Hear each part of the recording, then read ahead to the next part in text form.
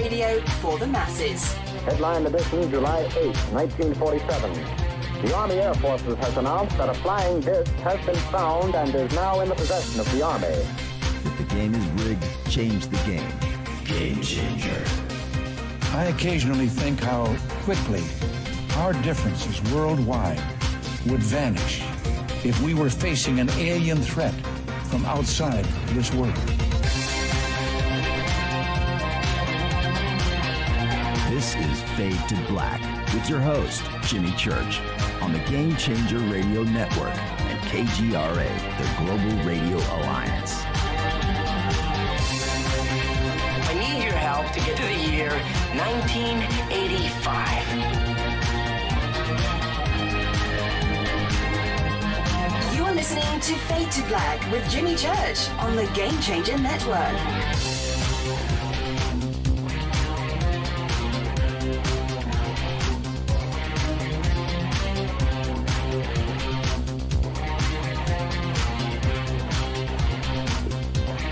Good evening. Yeah, man. All right. How you doing? Fade to Black, Bespoke Radio for the masses.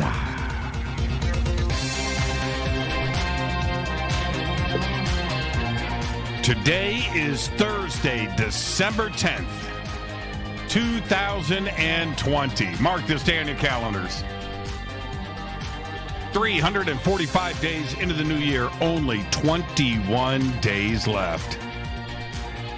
Oh, man, we are live from a bunker somewhere in the middle of beautiful downtown Burbank, California. And I would like to welcome everybody listening all around the world, all across the United States. Hither and thither, to and fro, back and forth, up and down, east and west, north and south, far and near. This is Fade to Black for KJCR, the Game Changer Network, and KGRA, the planet.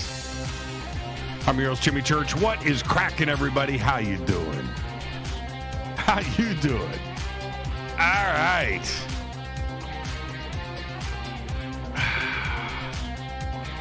Tonight, it's Thursday. And tonight is another Fadernight with open lines all night long. All right. I needed tonight. I couldn't take it anymore. And that's it. That's it. And quite honestly, I was driving Rita crazy.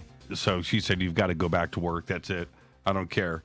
Symptoms, no symptoms. You're faking it. And that's it. I've had enough of you. Just go to work. I need some time off. So, yeah, that's it. I am back. We'll be talking about my Rona vacation all night tonight on the air. I am sure there's lots of other things to talk about as well. And you can kind of tell I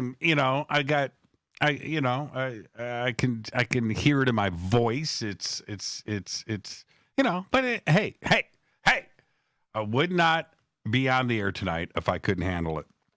And if I get a little, woo, right, or if I just say something completely whack, I can just, chalk it up to fever. Shouldn't have done the show. Second wave came in, and there you go. All right, so tonight, Fadernight, and looking forward to this. And whatever you guys want to talk about tonight. Obviously, I know what you probably want to talk about, and I'm not going to hold back or anything. And I've been very candid about what myself and the family have gone through, and we'll discuss all of that tonight. Okay. All right. Follow me on Twitter at JChurch Radio. We are about to see a vid. What's a vid on the bunker cam? What's a vid? I don't know what a vid. Hey, somebody fill me in. I'm not up on all the modern hip slang, fresh to the curb I don't know what vid is. Oh man, is that live? Are we live? Are we not live? I have no idea. Vid. Oh man, yeah. A couple of things before I get started tonight. And I am sure if you guys more whack than normal, Mike Rathbone is in the house. Very cool. Listen, if you have any questions that you want answered specifically, use hashtag F2BQ. Madeline just said, I hope Rita and Diana are feeling better. Rita was asymptomatic, tested positive, no symptoms. She cruised through the week and just kept waiting for things to kick off for Rita. They never did. Diana was a whole nother situation. Diana got everything. Everything happened to her. And it was kind of funny because Diana was like 2 or 3 days in front of me. So as she's saying things, oh man, I'm like, man, don't say it. Don't say it. Because I know it's coming, and it was just really funny. She's giving me, her daily rundown, and then it would hit me that way the next day. And but Diana's feeling much better. Okay. She is much better, and she's 2 weeks in. And she's cleared. I'm not quite cleared as far as numbers go. We are going to get retested. What's today? Thursday. And so I'm not too sure when we're getting retested. I think it's going to be Monday or Tuesday. And then that'll give us the official clear. Okay. We had snow in New Jersey yesterday. That is from Madeline too as well. Okay. Follow me on Twitter at JChurchRadio. Hashtag F2B is the sandbox. Hello to everybody over in the Spreaker chat room. I know you guys had a week off, and I see everybody is back. Hello. And there's Gene. And so hello to everybody in the chat room. The sandbox is hashtag F2B. Hello to everybody on Facebook, YouTube, and of course, the Bunker Cam. And it feels a little strange to me, obviously, being back on the air after being away for so long. But there's another element to this too as well, and which is I'm spacing. When you do the show night after night after night after night, and you're doing Coast on the weekends, you're in a pattern, you're in a thing, you're in a zone, and it's really weird. So I've got to get back into the flow, and then tonight's Thursday, so I have the weekend off. I will be able to rest and get ready for next week. I'll talk about all of that in just a minute. So tonight just feels a little bit strange. I'm just glad that I woke up this morning. I went, let's do Fadernight tonight. And Rita said, okay, let's see how you feel throughout the day. And if you got to call it right before the show, we can still call it. And I said, let's ride this out. Let's ride this out no matter what. Let's ride this out. So here we are. Okay. Let's get to the breaking news. Let's get to the breaking news. Vice President Mike Pence announced the first 2 Space Force bases during a speech yesterday at the 8th meeting of the National Space Council. Pence dedicated the Cape Canaveral Space Force Station and the Patrick Space Force Station, both in Florida, as the 2 first installations for the organization. Now, the renaming existing bases, by the way, but the renaming does not officially designate the bases as functional Space Force installations just yet. But Pence did mention that the Space Force mission is to build a base on the moon, which would serve as a location for training for future deep space missions. How crazy is that?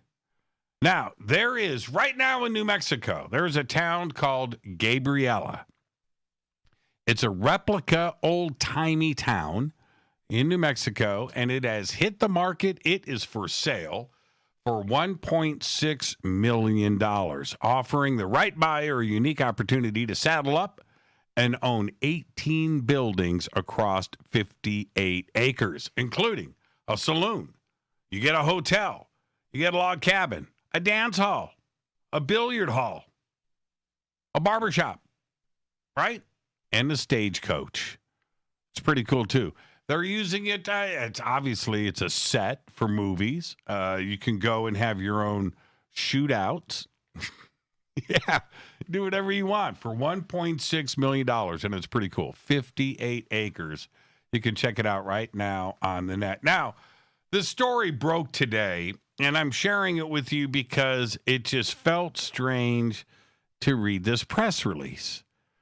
And all of this came straight from the Trump administration, the General Services Administration, and as part of the transition process, spokeswoman for the GSA said today that the agency's team will sweep the White House's east and west wings after President Trump leaves to ensure that the coronavirus doesn't linger on any surfaces. The GSA's coronavirus strategy would carry out an intense sanitation of the entire White House on move-in day for President-elect Biden to avoid another outbreak of COVID-19. Crazy, right? The cleaning will include a thorough disinfecting and sanitation of vault furniture, doorknobs, handrails, and light switches. All of this in the press release, as well as the hiring of a private contractor to use disinfectant misting services to clear the air of any lingering coronavirus droplets. Wow. But I guess, I mean, they did have the COVID outbreak in the West Wing. Everybody went down, right? President Trump, his family, right? Everybody went down. So I guess, if you were moving into something like, and you would want to make sure, I guess, wow, just a weird press release. But I'm sharing that with you. All right. The Federal Trade Commission and attorneys general from 48 states and territories yesterday sued to break up Facebook with the hopes that the social media giant would sell assets such as Instagram and WhatsApp. Facebook has been in the spotlight this week after the company was accused of abusing monopoly power due to its purchasing of Instagram and WhatsApp. Facebook bought the photo-sharing platform Instagram in 2012 for $1 billion, and the messaging service WhatsApp in 2014 for $19 billion. Instagram and WhatsApp are among the two most popular social media sites. With the help of these apps, Facebook is valued at roughly $800 billion. What I find strange about this now, taking on Facebook, it's possible. It's got to go through the courts and everything. I don't see this being resolved anytime soon, but it seems like the purchases were approved. And then they're going to turn around and have them sell them, I guess, or have them break. I don't know. I don't know. They're obviously intertwined with each other, right? And the connections are direct. Maybe they should just break them off of Facebook. I don't know. I don't know, because they just approved the purchases. I'm talking about the feds. It's weird. It's a weird situation. But Facebook, I didn't think, just like Facebook and Google, Apple, YouTube, these are big. These companies run the world. I just don't. I don't see the feds having the power to do it. I don't know. I would like to see something happen, though. Okay.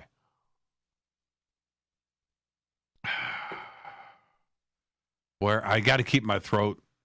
I got to keep the. I got to keep it moist.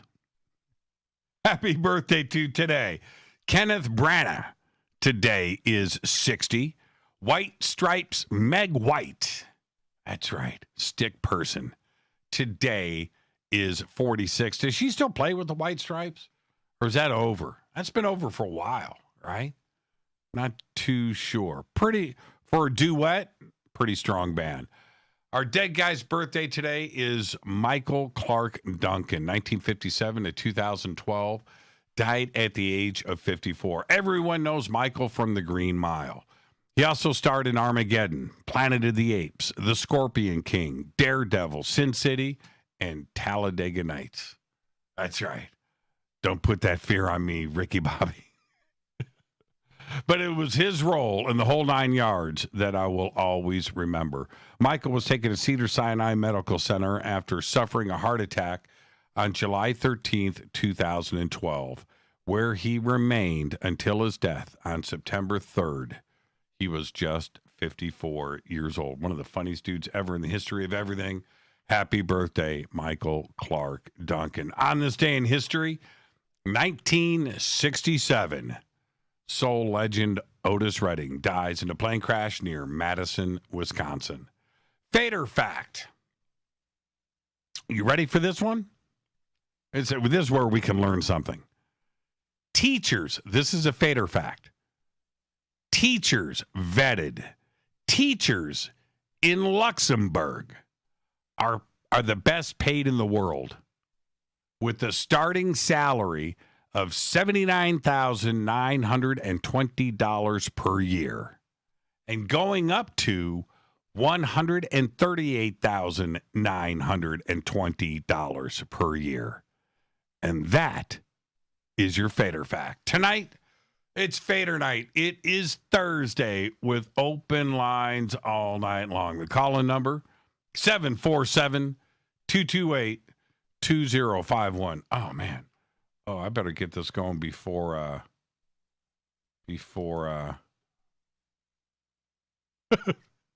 open the phone lines. I should turn them on. Yeah, let's make sure that's happening. Okay, there it goes. It's a good thing. Yeah, that's Meg White. Yeah, there you go. She's good. She's good. She's good. She was good. She's good. All right. rivermooncoffee.com. rivermooncoffee.com. All right, calls are already coming in. Man, I just got to shut these things off. Okay, all right. So, yeah, I'm back. And, yes, I'm drinking River Moon coffee. Probably not the most healthy thing for me to do. But I got to get through the show. rivermooncoffee.com. Faded Black Blend. Promo code F2B Blend. Visit all of our sponsors. Oh, by the way, shout out to Ronnie McMullen. He is in Prim, Nevada with the racing team. I was supposed to be there this week. Racing, obviously, coronavirus. And Ronnie, if you're listening, best of luck. And you guys go and win that race. Oh, man, I can't believe they're in Prim having a good time. But, yeah, who's Spacey? Yeah, that's right, Kim. She forgot the hashtag. So, yeah, I'm back. And here's what is so weird. Today feels like Monday. And as I was setting up the show today, I found myself double-checking the date and the day of the week. And I did it a few times. Not once, not twice.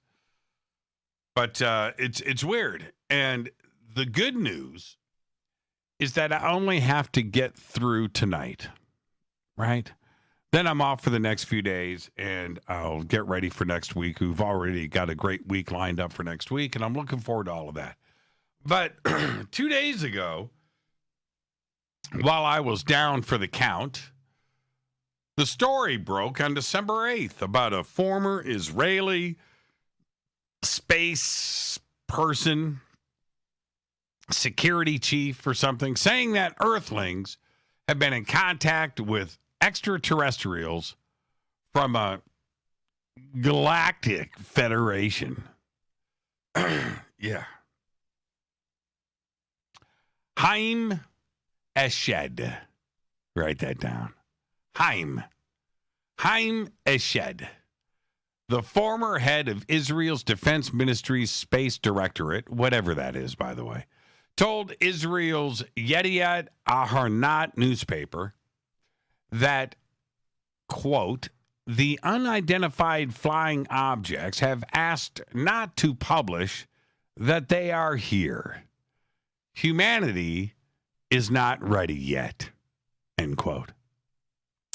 Eshed said cooperation agreements had been signed between species, including an underground base in the depths of Mars, where there are American astronauts and alien reps. That's right. I'm going to quote him again. He said, there's an agreement between the United States government and the aliens. They signed a contract with us to do experiments here. And he added that President Donald Trump was aware of the extraterrestrials' existence and had been on the verge of revealing information, but was asked not in order to prevent mass hysteria. That's nice. As I read the various media coverage of the story, and as I really wanted to buy what Eshed was selling, something just wasn't sitting right with me. Maybe something has been lost in the translation. It's also possible that it's all just a joke. Maybe it's some fancy PR to promote his book. I'm not sure. But his choice of words and how he said it just seemed like he's been spending too much time down the secret space program rabbit hole. Let's go back and look at the line. Quote, the unidentified flying objects have asked not to publish that they are here. Humanity is not ready yet. End quote. When I first read this quote, I immediately backed off. I did. I put the car in reverse and I parked it. This is not information from someone in the know. Nah, it's not. This is an opinion from someone who is reading stuff on the net. Nothing more. Eshed may have oversaw the launch of Israeli satellites. Okay, cool. He has his degrees and his awards. Fine. And his opinion on ET is as valid as anyone's. But he didn't, and listen to me, he didn't say that he has proof of alien contact. He didn't say that he was part of the negotiations with the Galactic Federation, or that he had seen evidence of a secret Mars base. No, and he doesn't know anything about President Trump either. In fact, dude is old, he's retired, and whatever. Everything that he is quoted with saying has been floating around on the net for a couple of decades, or it's been a major plot in countless movies or television series. So we have two choices. Either he's lost his mind, number one, or he's got nothing left to lose. And my money, the good money, is on the former and not the latter. That's right. According to Eshed, the Galactic Federation is just waiting for the right time to make itself known. Man, I had a fever and I'm in bed and I'm on meds and supplements and things. I'm trying to get my head clear and I'm reading this crap, right? And then I get to this quote. Quote, they have been waiting until today for humanity to develop and reach a stage where we will understand in general what space and spaceships are. End quote. Oh, man. Ugh. Ugh. And look, and I know, and I've saw it all on social media, and I see it. It's MSNBC, and it's Fox, it's CNN. Everybody's talking about. Like, you got to be kidding me. You know, and I appreciate it. You want this to be real. It's not. Now, I hope this last line, what space and spaceships are. Oh, man. I hope that the Galactic Federation hasn't seen Steve Carell's new series, Space Force. Because if they have, we're screwed. I'm your host, Jimmy Church. I am back from the Rona vacation. I'm back. Get ready. Tonight is Thursday. It is Fadernight. We have got another 2.5 hours of show to get through, and we will. I'm your host, Jimmy Church. Follow me on Twitter at JChurchRadio. Follow me on Twitter. Email is jimmy@jimmychurchradio.com. The phone number is 747-228-2051. I'll be right back after this short break with your phone calls. Stay with me.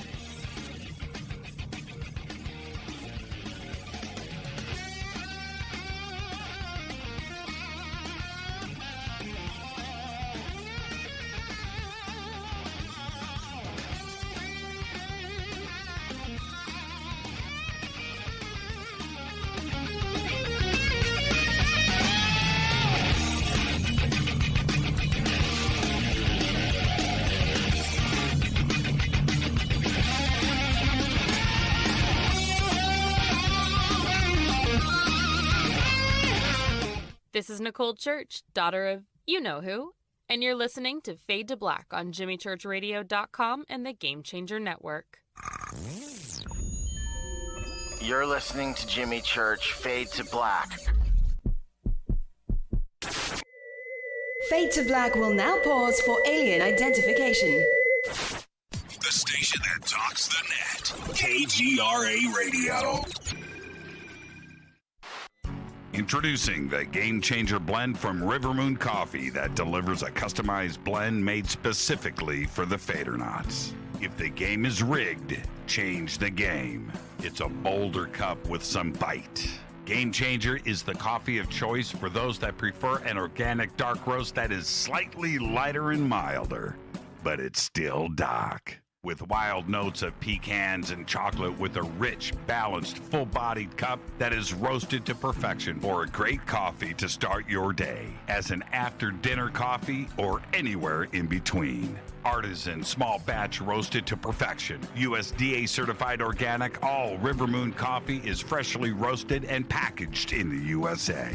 Just go to rivermooncoffee.com or click on the banners over on our site and use the promo code F2BBLEND for 15% off of your order today. rivermooncoffee.com. Go Beckley Teppy. This is the only way forward. This is Fade to Black. Make contact. KGRARadio.com. This is Jimmy Church of Fade to Black, and you can get our podcast for just $2 per month. All you have to do is click on the podcast banner over at jimmychurchradio.com. Hi, folks. It's troubling times, and fear is pushing emotions, which in turn pushes health the wrong direction. Do you ever get an ache because life is uneasy? Try Life Change Tea at GetTheTea.com. Life Change Tea works on your digestive tract, helping to move food through quicker and comfortably so your health is spot on. Life Change Tea may not help with world issues, but it will help with your digestive issues. A glass a day helps keep the intruders away. So, change your life today. Log on to GetTheTea.com. That's GetTheTea.com. If your health game is off, get on by ordering Life Change Tea. GetTheTea.com. And while you're on our site, look around at the great non-GMO organic supplements. And if you're a sales shopper, go to our specials page and see what's for you. I've been drinking the tea for 12 years and I'm sure glad for its health benefits. Again, that's GetTheTea.com. GetTheTea.com. The tea that makes you go. Permanent industrial glue impossible to remove? Not anymore. Because Handyman Formula by D-Bond is a patented chemical adhesive remover. It's used in the building and home maintenance industry, but now it's available for your home use, for your DIY projects. Unglue stickers, silicone rubber, labels, price tags, flex tape, weather stripping, carpet glue, wood glue, liquid nails, even 3M 5200. And it dissolves graffiti. Yeah, graffiti. Handyman Formula by D-Bond works, and it's safe to use on most surfaces. No need to call a professional. Don't get out the pliers and blowtorch. Just apply a little Handyman Formula by D-Bond and wait 90 seconds, then quickly and easily pull the items apart. Get unstuck. Visit dbondhandymanformula.com. That's dbondhandymanformula.com or call 561-575-4200. Handyman Formula by D-Bond. 9 out of 10 geneticists agree. Fade to Black is not your father's radio show on the Game Changer Radio Network and KGRA, The Planet. Hi, this is Rob Reiner from Anvil, and you're listening to JimmyChurchRadio.com. What's up? I'm Chris. What up? This is Kyle Massey, and you're listening to Jimmy Church Radio.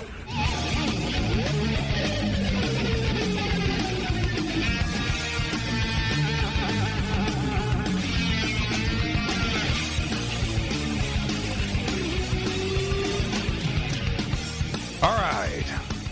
Welcome back. Fade to Black. It's Thursday night, Fadernight. 747-228-2051. 747-228-2051. If you're on hold, stay right there. I'll get to the calls in a second. Okay, so I'm back. And I want to actually go back to a week ago and what had actually transpired. Okay, now I'm going to be putting calls on hold and bringing stuff in. But so just be patient. Be patient, everybody. And if you're on hold, just stay right there, and you're going to get the hold music. And I'm going to answer all the calls in order. Okay, and so there you go. Now, it happened.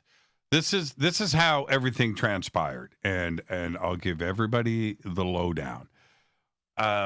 It was a week ago Monday, December 1st, right in there. Today is December 10th. Our daughter Deanna came home from work early. She's wearing a face mask, and I see her. So what's up? She goes, I'm sick. I said, oh, really? So at that point, I was like, you're quarantined. Bedroom, stay away just in case. She says, I'm getting tested tomorrow. I said, okay, all right, cool, but let's just treat this way. At that time, some other family members of ours had gotten coronavirus. Now, that's personal stuff, and I'm not going to get into the details there about who or what, but all of that went down the day before Thanksgiving.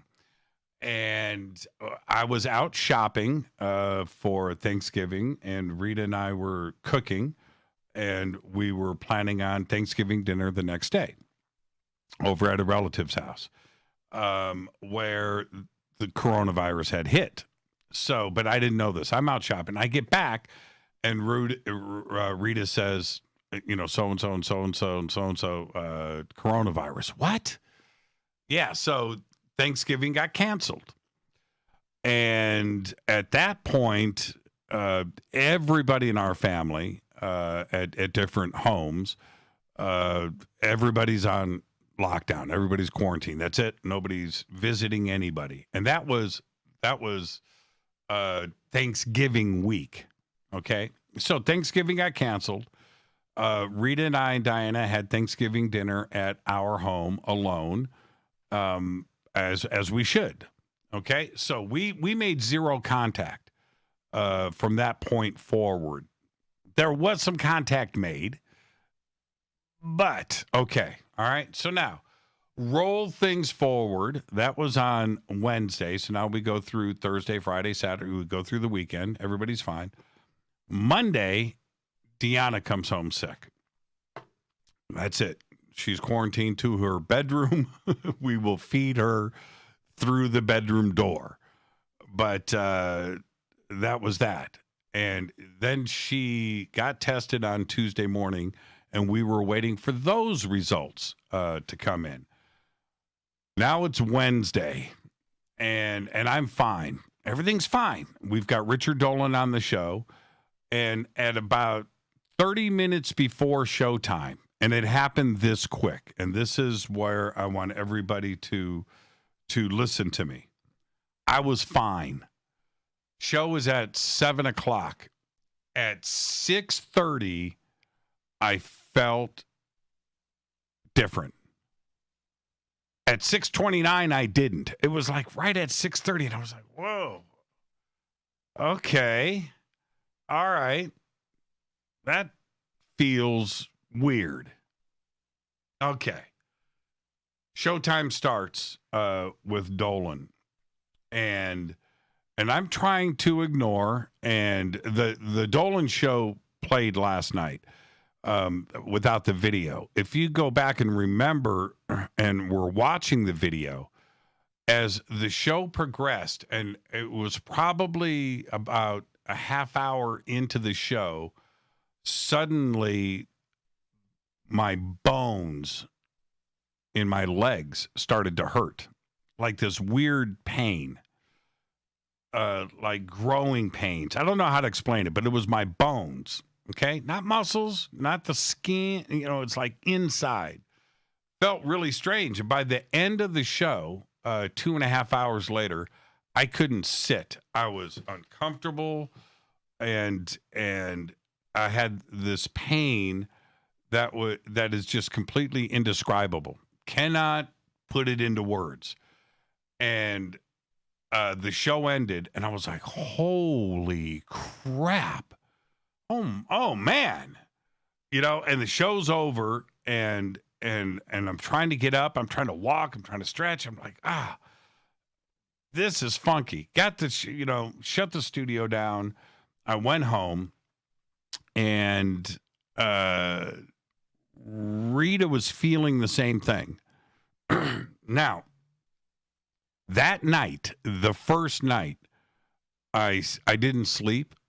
I tossed and I turned, and obviously everything is coming on. It's coming on like gangbusters, and fever, headache, and slept off and on. I didn't sleep at all, really, and woke up in the morning, and that was Thursday, and we had Linda Moulton Howe that night.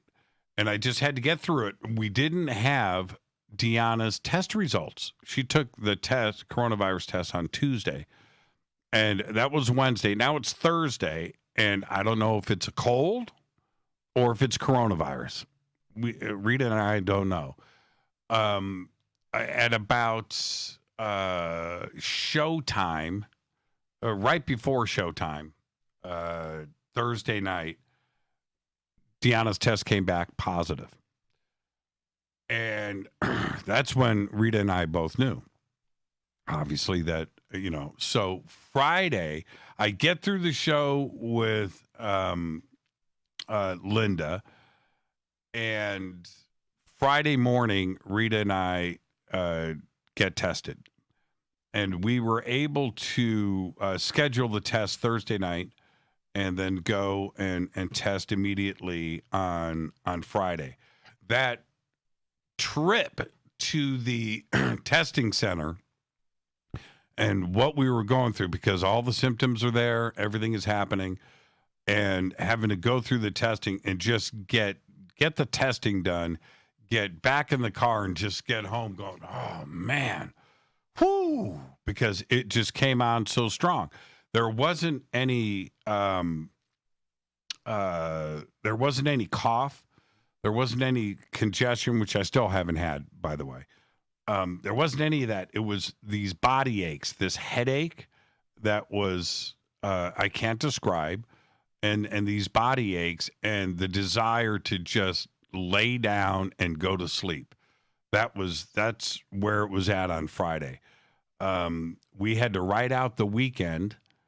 We didn't get our test results back until Sunday. Of course, we were both positive. Rita stopped. Her symptoms had stopped. Thank goodness, because Rita was able to take care of me. She was chicken soup and feeding me, and I literally was in bed almost 20 hours a day, maybe even more, just straight sleep. I couldn't wake up. And I felt these waves. Now, a couple of other things, these waves, and you could feel it. You could feel it coming on, and it would cycle like every hour. You could feel the heat coming on. You could feel the fever. And I've got the automatic, electric thermometer, the gun, and it's showing 97 degrees. Not 98.6, not 99 degrees. It's like everything was low. I could take a temperature test here on my neck, and it would be 100 degrees, but it would be 97 on my forehead, 97 on my cheek. It was just like weird. But I could feel the fever. I could feel it coming out, and then it would go away, right? And I was munching Tylenol like, oh, my goodness gracious. CBD, supplements, vitamins, constantly, all day, zinc, all day. And I could feel, as after I would take the Tylenol, I could feel the temperature go away. Like I would almost feel normal. And a couple of hours later, Tylenol wearing off, I could feel the heat coming back on. I would take my temperature. My temperature was low. It wasn't high. And that was the strangest thing. I was like, man, this thing is broken. Right? I don't know how to explain it. But so anyway, the other thing is my daughter Deanna said to me last week, this was okay. So she, like I said, Monday she got sick. Tuesday she took her coronavirus test. It was probably Thursday. She goes, I can't taste anything. I can't smell anything. I'm like, oh, man, please, God, don't take my taste, my sense of taste from me. Don't do it. But that happened, and I still don't have my taste back. And that is a weird thing to go through. It's nothing has taste. You can kind of taste, like this is coffee, right? It kind of tastes like coffee because I think my mind says this is coffee, but I can't smell it. Can't smell it. There's no sense of it's an absolute bizarre thing to go through. I still don't have it back. Now, as far as symptoms go, am I 100% over it? No. Far from it. I can tell that everything is just like right here and could come back. All right. So I'm still there, but I feel I wouldn't be on the air tonight if I didn't think I could handle it. Okay. But the other part is for those of you that are out there saying, it's just the flu. No, it's not the flu. I know I wrote about this, but listen to me. I'm not nauseous. I don't have diarrhea. I'm not throwing up 24 hours a day. I'm not hacking. I'm not coughing. That's not what this is. This is intense headaches and body aches. It hasn't gotten into my chest and what everybody else has gone through. And I understand that. Ventilators and things. It hasn't done that yet.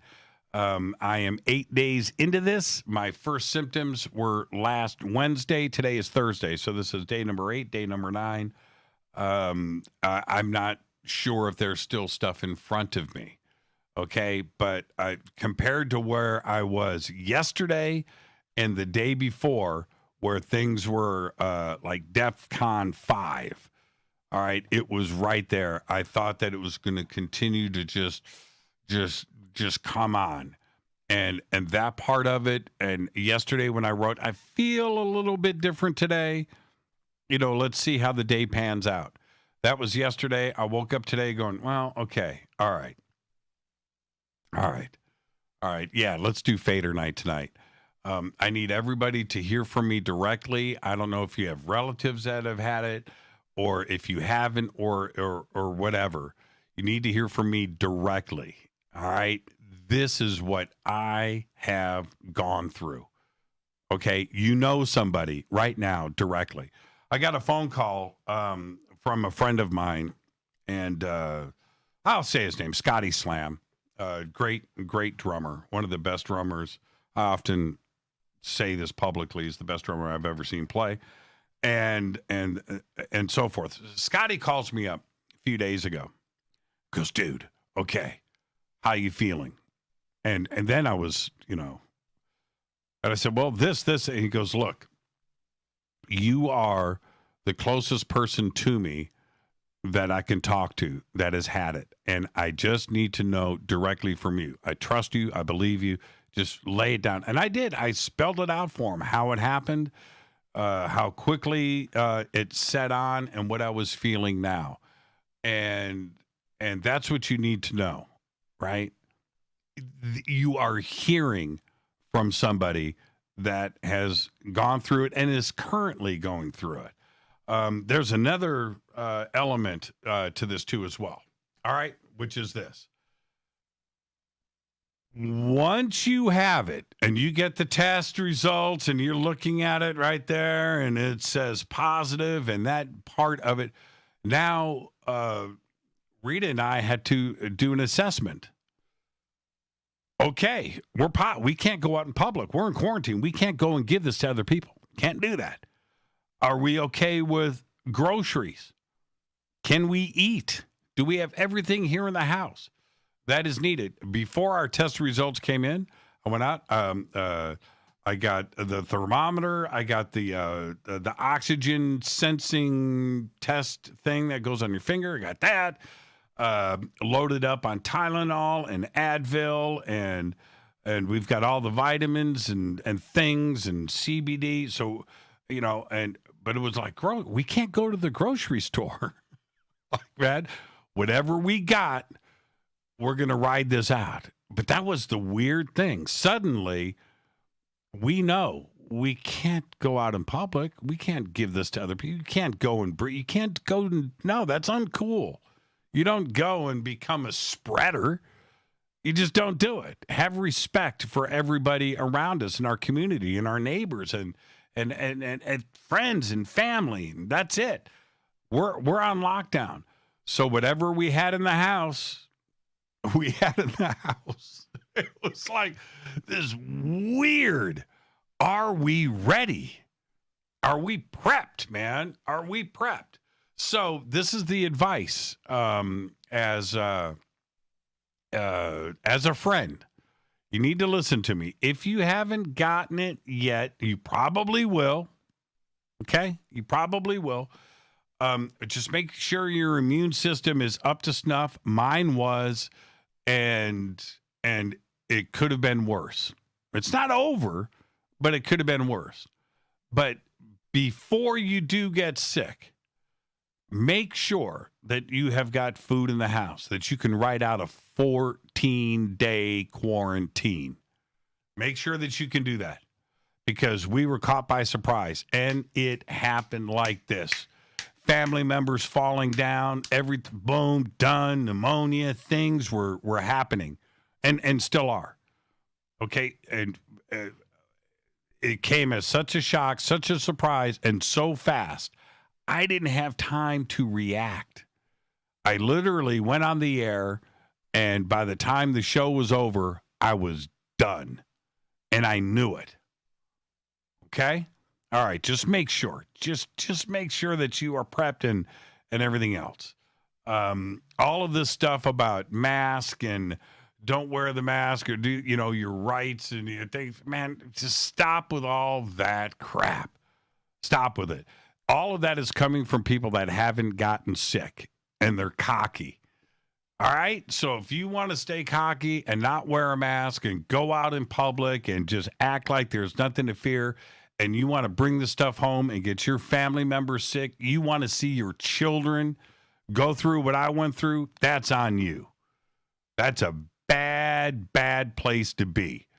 You know, I thought that with the protections that we were doing, and I'm talking about wearing the mask, we were isolating. We weren't going out in public. We weren't hanging out. We weren't doing those things, you know, and we still got it, right? And so, but out of respect to your community, to your family, to your friends, to your parents, you don't want this, man. You don't want this. You don't want them to get it. You just need to listen to me. All right. Okay. Oh man, I've got phone calls on hold. All right. You know what? Yeah. Let's see who's on hold. Hi, you're live on Fade to Black. Who's calling? This is Heather from Mansfield. Hey, Heather from Mansfield. How are you? I am so glad that I am the first up. I'm not kidding. This is really important. Okay, well, bring it, Heather. I'm glad that you're Well, first up. you know that we have had this conversation about this virus before. And I was on public record on your show saying, I don't think it's that big of a deal, and everyone's just freaking out and stuff. And I think it's more important that I was the first caller because of the fact that you got to think about life and experience. You know, life and experience. You know, you only know your own experience, and you can relate to other people, but you can only relate to other people. You don't really know because you didn't experience it. And I'm getting deep here, but this is really important because I want to combat any other future callers on this concept, and that is that, you know, the only way you can really know anything in life is it's a communal kind of perspective where you take in your own perspective, other people's perspective, and you make a judgment based on the perspectives. And I was listening to the Beatles earlier, and I was listening to Come Together, and it really affected me. And I actually thought of you. Ironically, the fact that you came back tonight is incredible because I was thinking about you and how we can come together as a community. Because I know even as a community, we're split. There are people that think, oh, it's a conspiracy. Jimmy was infected on purpose so that he would project this idea that, you know, whatever. And it's like, you know what? No, let's stop that. Like you said earlier, let's stop with the conspiracy. Yes, there is a conspiracy on a lot of levels. But I think as a community, we need to come together in the fact that, like you said, this is real. And I was on record saying that I didn't think it was. But you and other people in my community, because Ohio has been hit really hard right now, has made me realize that, you know what, it is real. It can affect people. However, I don't think you need to live in fear-based situation, but you also need to be responsible, like you just said earlier. Yeah, you know? And see, even I, Heather, I went on the air Thanksgiving week, and what did I say? You know what? If you want to have Thanksgiving with your family, go and do it. You've been in lockdown for a year. You know what? You understand your family. You know your family. You know what? I think, and I look back at that, and I will never retract a statement. I will always stand by what I. But how irresponsible of me to say something like that, and because everybody needs to know that.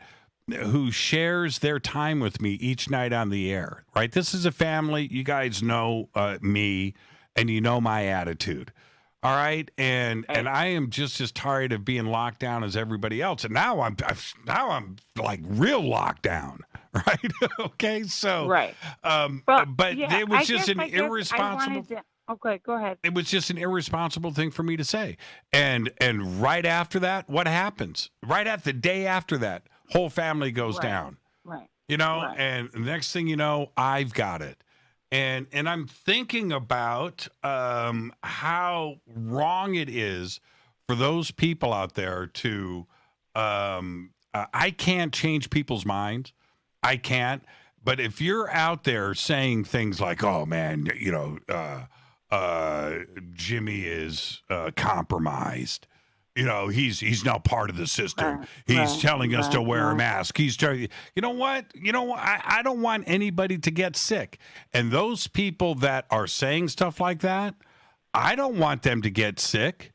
I don't. I really don't. If you are going to continue with that and you want to live by your own words, I hope you don't get sick. You do not want what I have got.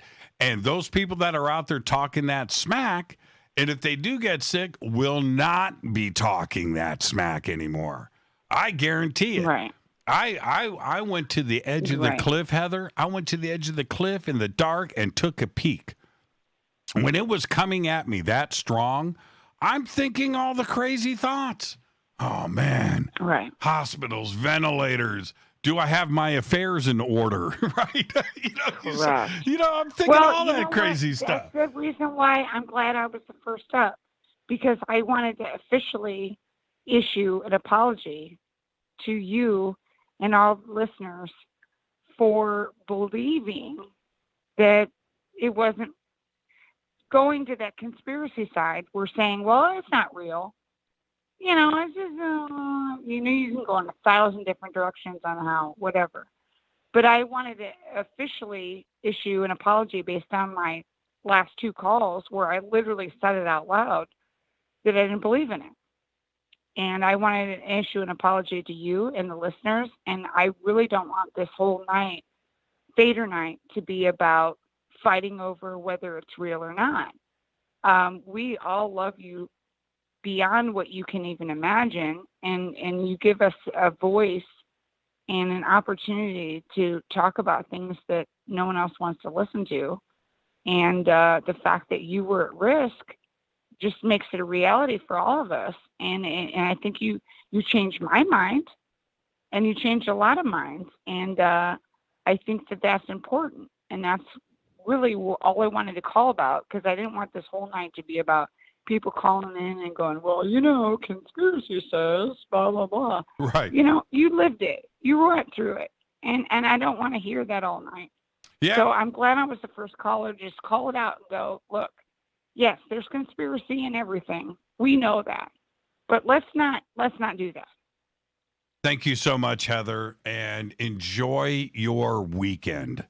Okay? I will. And love you, man. I'm so glad you're back. I'm so glad your family is healthy. And, man, fade to black. Yeah, that's what I'm talking about. Thank you so much, Heather. Right. And again, enjoy your weekend, and we'll see you right here on Monday. Thank you so much. You betcha. You betcha. Love you, man. Love you back. Bye-bye. Heather from Mansfield. All right, that's a great way to kick off the night. I'm your host, Jimmy Church. This is Fade to Black. Thursday night, Fadernight. I'm back. I'm back from Rona. Yeah, the vacation. It's not technically over, but it is for tonight. I'll be right back. Stay with us.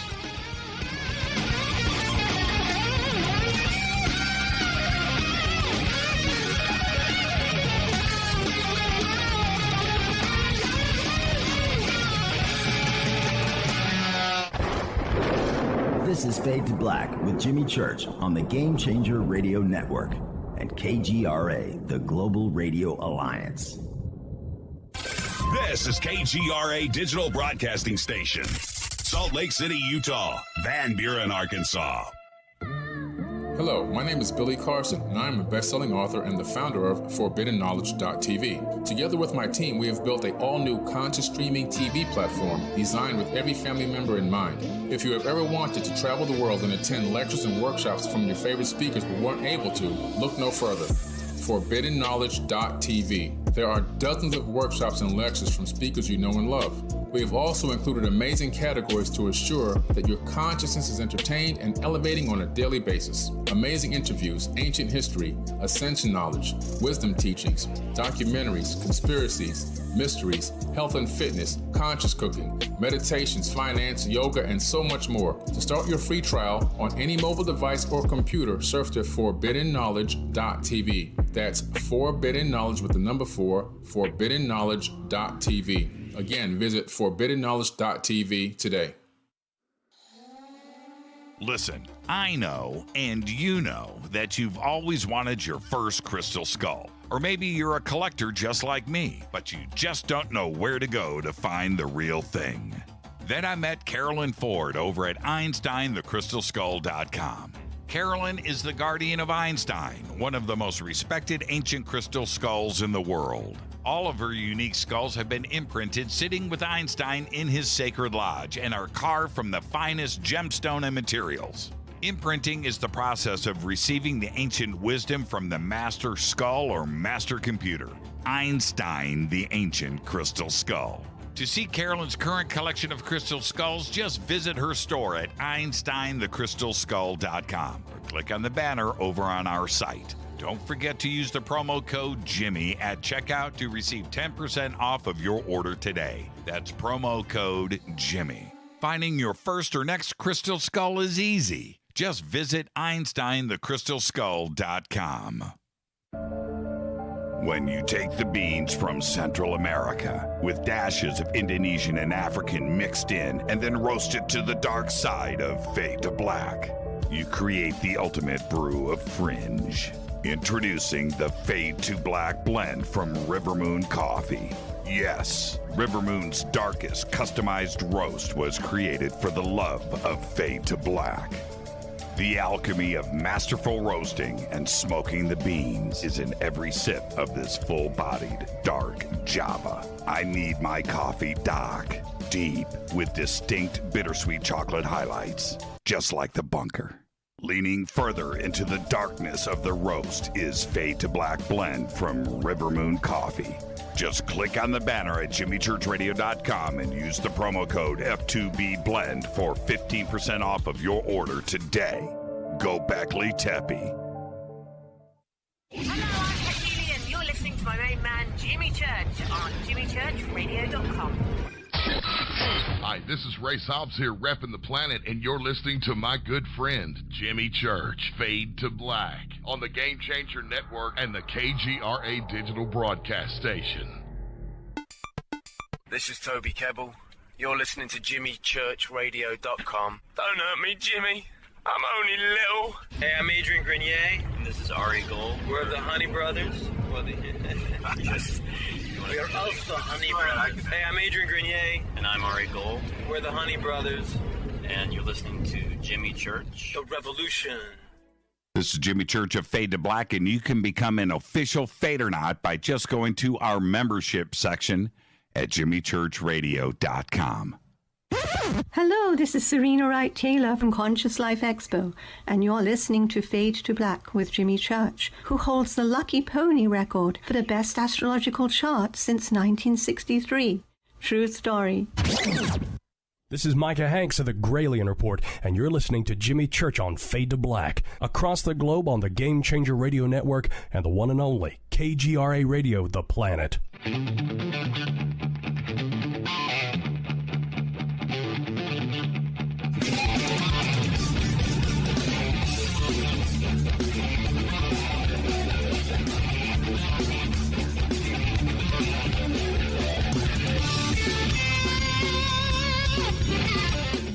Welcome back, Fade to Black. I'm your host, Jimmy Church. I'm back. I'm not 100%. That would be a huge fib. But I'm at 50%. I'm at 50% compared to what I was at. I feel remarkable. But I'm clearly not out of the woods, and but tonight was too important of a show, and I'm well enough to go on the air. All right, 747-228-2051 is the call-in number. If you're on hold, stay right there.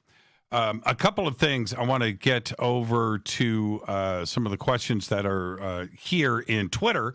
One of them is, Jimmy, if you could possibly share the supplements you have taken to get through COVID. Okay. The list is long. Now, first off, I want to thank Ronnie McMullen over at Life Change Tea.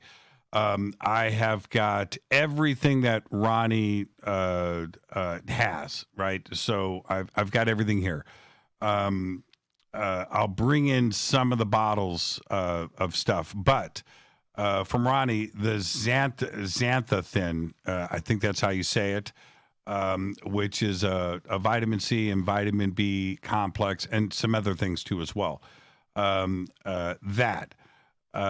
Liquid vitamin C, liquid vitamin D3, liquid vitamin B12.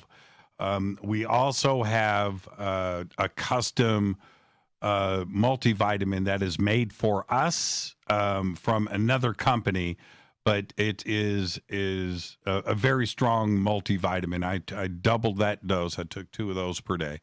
Of course, Black Moon, River Moon Coffee, CBD tincture, 1,000 milligram, double the dosage of that every day. Zinc tablets, I forget the brand on that, but 4 of those per day. I was taking 2, then Rita let me know that I needed to take 4. So I took that, as well as heavy amounts of Tylenol. I know that ibuprofen, Advil has been not recommended. So, but that really helped with my headaches. So I took a mix. There's a new version of Advil, Tylenol together in one pill. And I was taking, I have no idea how many milligrams I was taking a day, but probably 1,600, two at a time, 4 times a day while I was awake.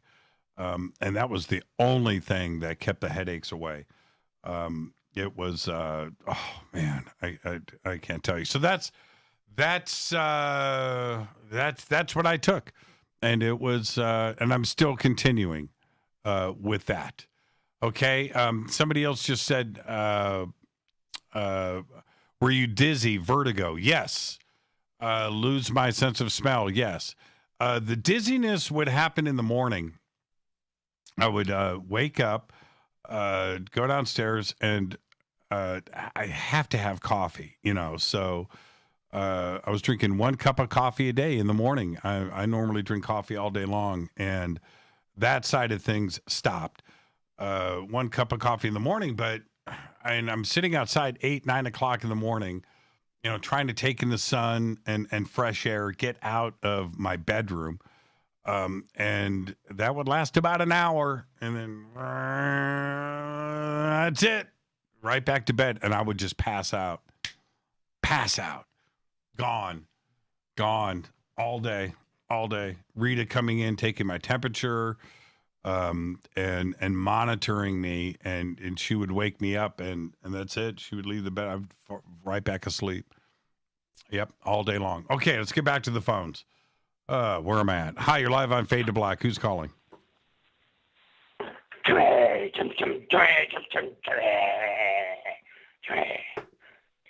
You don't remember, do you? Who's this? It's Rathbone. It's who? Rathbone. Oh, Mike Rathbone. How you doing, brother? How you doing? Good. I'm glad you're talking again. That's cool. Yeah, man. It's good to hear your voice. It's good to hear your voice. I saw you pop in Twitter, and there you go. Oh, somebody just said NyQuil. Yes, I did NyQuil 2 nights. I'm probably going to do some after the show tonight Friggin' NyQuil, man. It won't cure coronavirus, but you will certainly forget that you had it. Friggin' NyQuil. How you doing? So I got a question for you, Jimmy. Oh, I'm doing good. I got a question. Yeah, the question is, what happened to Göbekli Tepe? Göbekli Tepe ended. I don't know if it's going to come back. That's up to Rita. When Armenia went through their war 2 months ago, Turkey was involved with that and supporting the invasion. And saying Göbekli Tepe on the air, like me saying it right now, out of respect to Armenia, was just not a cool thing to do. And it was like nails on a chalkboard for Rita to hear Göbekli Tepe. So that's why it ended. And we shall see what the future brings. But for now, that's why Göbekli Tepe got the ixnay. Oh, okay, cool. Okay, so that means we can now bring up, instead of that, we can say seriously. Yeah, I know. Oh, man. Right? Okay. Yeah, I appreciate Remember a couple of years I tried to start that movement and it didn't really take off, but I think now is a good opportunity. We can go seriously. Seriously. So how are you guys doing up there in Canada with the Rona? Well, we're pretty much in a lockdown. I've been in and out of work part-time, kind of more or less, and it's been kind of crappy, to say the least. You know, it does its ways. So right now we're pretty much locked down until the end of Christmas, pretty much. I guess we can just go out and do whatever you got to do, but that's not a full, serious lockdown, but, you know, a full face mask is mandatory and all that. So right. Pretty much all of Alberta's under that. So yeah, it's weird. If you got some work to do. It's weird here in LA where we are on serious stay-at-home orders, and you know people are protesting against that, and I understand. I understand. I think that, and this is my take, for those that have gone through coronavirus and COVID and know what it's like to get sick, those restrictions are not a big deal because of what they went through. It's people that haven't gone through it and they just think that it's no big deal. You know, I can only say this. I know how quickly, when I say my entire family, I'm telling you, it was like dominoes. Boom, boom, boom, boom, boom. And it happened quickly. And that's what can happen to anybody's family. One of you gets it, you're all going to get it. That's it. The only way that it's not going to happen is if you live alone, right? but if you are married and you have kids at home, or you know you've got 3, 4, 5 people living in you're all going to get it. One person gets it, you're all going to get it. Yeah, well, can we all agree this is a biohazard? I can only speak for my experience, and I was biohazard. I was shocked to see how violent, how gnarly, and how quick it was. Okay, it's crazy, man. It's crazy. No, I'm not arguing that it's there or not there. That's not what I'm saying. I'm just saying this is a biohazard. Is it not? That's what I'm saying. No, but that's right. What I'm saying, so Mike. My point on this, my only point on that is, like, I really didn't call about this stuff, but my only point on that is, the only way to really stay isolated is if you had biohazard gear on, and we're not doing that, so it's going to spread, and that's all there is to it. Yep. And I was talking to Billy Carson the other day, and Billy said one thing to me, and I agreed, and that is, you know what? I think everybody's going to get it. I think everybody. Yeah, that's right. I think everybody's going to get it. Everybody's going to get it. It is going to, I can't speak for vaccinations. I can't speak for who's going to take them, who isn't going to take them. I can't. Its effectiveness, or I can't speak to any of that. But will that curb it? I don't know. And how long? Even if let's say the vaccination is successful and it's cool and people aren't getting sick and whatever, how long does it last? A couple of months, right? Isn't there going to be a mutation of this, just like any flu? I don't know. Yeah, but the body takes care of business the way it always has. You know, you get sick, you develop immunity to it, and next time it comes around, you already have an immunity built to that strain of something, so it'll be like no big deal, like every other flu that you ever caught. You know, like like the thing. The reason I'm calling it a flu is because when you search up influenza, COVID shows up. So that's all you get. You can't find influenza numbers these days. So that's why I call it a flu. Because yeah, sure, it's a corona, and it is something that's going down. But it just seems like things are a little askew. There seems to be something funny going on. That's all I know. Right. So, but I didn't really want to talk about this tonight. I was just going to say hi and do that seriously bit thing and, call it a night. Right. But. Well, here we are. I didn't really want to talk about it. I'm going to state the obvious, which is, I had a certain take on coronavirus before, and now I got it, and I found out how quickly it can show, which was it was a matter of minutes, Mike. When I say I went in 30 minutes, I went from 1 to 100, literally. I mean, it wasn't like a cold or a flu where takes 3-4 days to kick in, and then maybe a week into your cold, and you got the worst sore throat in the history of everything, and you're feeling all yucky. That's not what this is. It doesn't feel like that. It doesn't act like that, and it is scary. So I can see how if you've got something else wrong with you, some other underlying condition, where this comes on so violently and so quick, if you've got something else wrong with you, you're going to go down, and you will go through it. Again, that's where taking supplements is really important, and all that, keep your immunity system boosted as best you can, eat healthy foods, I'll do all the above, right? Like this is the time to pull it all together and put it there. So that's right. I've been doing that. Yeah, me and the missus have been doing that ever since day go. It was like, okay, get everything on board. So we've been totally double amping everything, like I said, the CBDs and everything, just zinc is a good one. Quinine, you can get your hands on zinc and quinine mix. That's supposed to be a really good mix, but whatever, you just take everything you can, you throw the wall at it. And then, let's go about what we have to do day to day still to maintain life, So that's kind of where I'm at with that. That's all the best. That's all anybody should be doing. Really, is just throwing the book at it and doing the best they can through it. Thank you so much, Mike. Stay home, man. Thank you so much, Mike. And you and your family, you guys be safe, and do what you can. Stay up on the vitamins. Stay up on everything. Keep your immune system built up and. And if and when you find yourself COVID positive, your body's going to have the armor that it takes to keep you healthy, and that's it.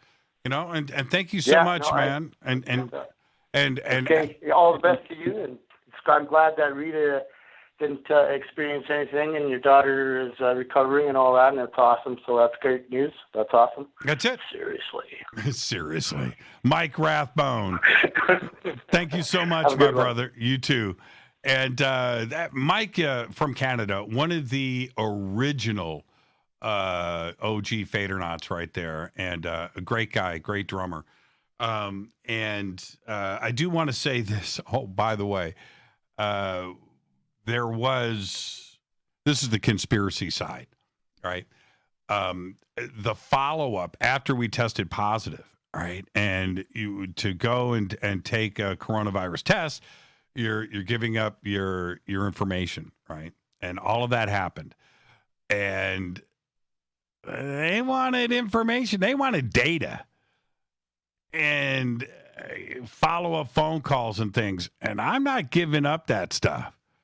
There's nothing. I'm positive you have my address, and I'll take another test when I'm negative to show that I'm negative. But that's all you're going to get out of me or my family.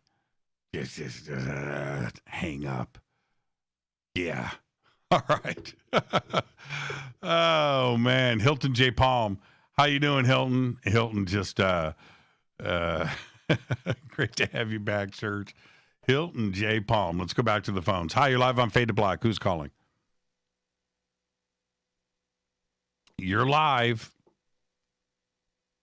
You are live. I will try. You are live. 3, 2, 1. All right. I'll put you back on hold. And let's head over to here. All right. Let's try this one. Hi, you're live on Fade to Black. Who's calling? This is Richard from Missouri, my first-time caller. How you doing this evening? I'm doing good, Richard. How are you? What's up?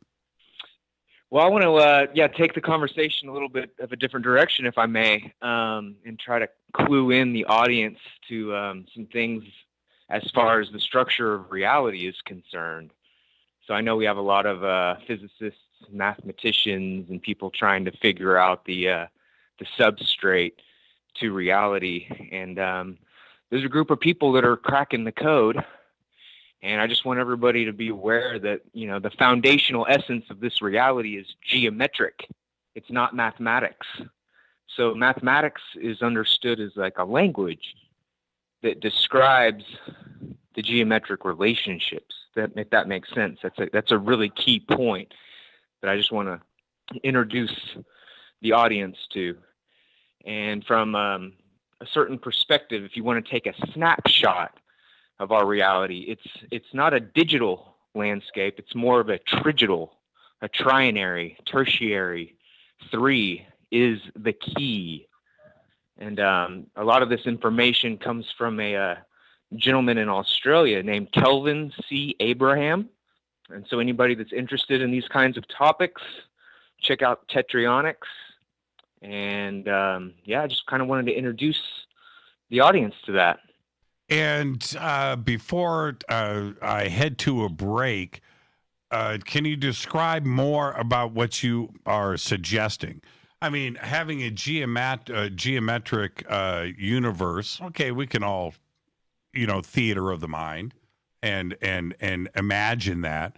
But taking mathematics out of it, well, then isn't geometry and geometrics still math? Yeah, absolutely. But what we're saying is the geometry is the grammar. And without the rigidity of the geometry, mathematicians are basically writing their own sentences, and the interpretation is often askew. And really, one of the main lessons with this whole thing is that it's not that science and mathematicians have made just a whole bunch of errors. What's actually happened is they've made a few serious errors along the way that have led to a multitude of consequences. And there's just a group of souls out here that are trying to put the pieces back together.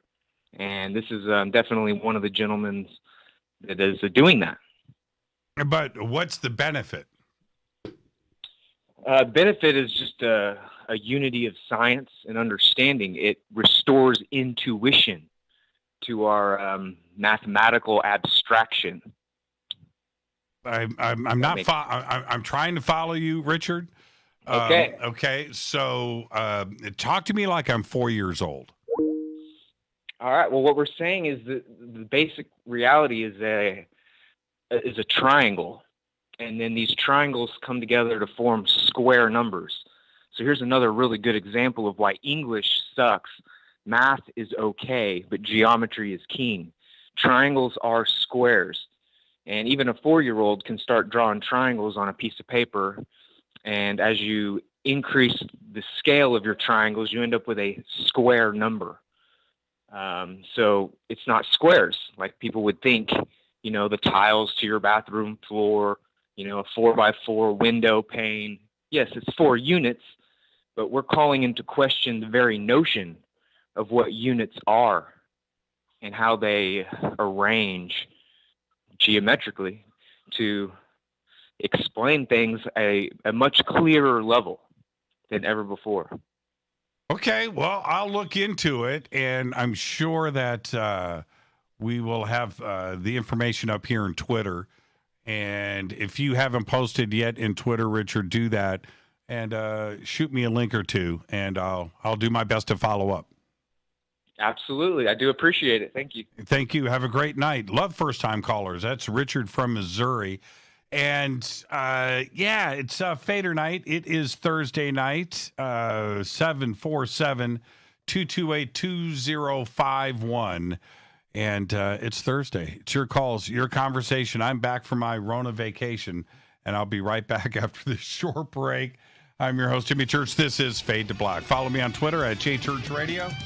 Email is jimmy@jimmychurchradio.com. Stay with us. I'll be right back.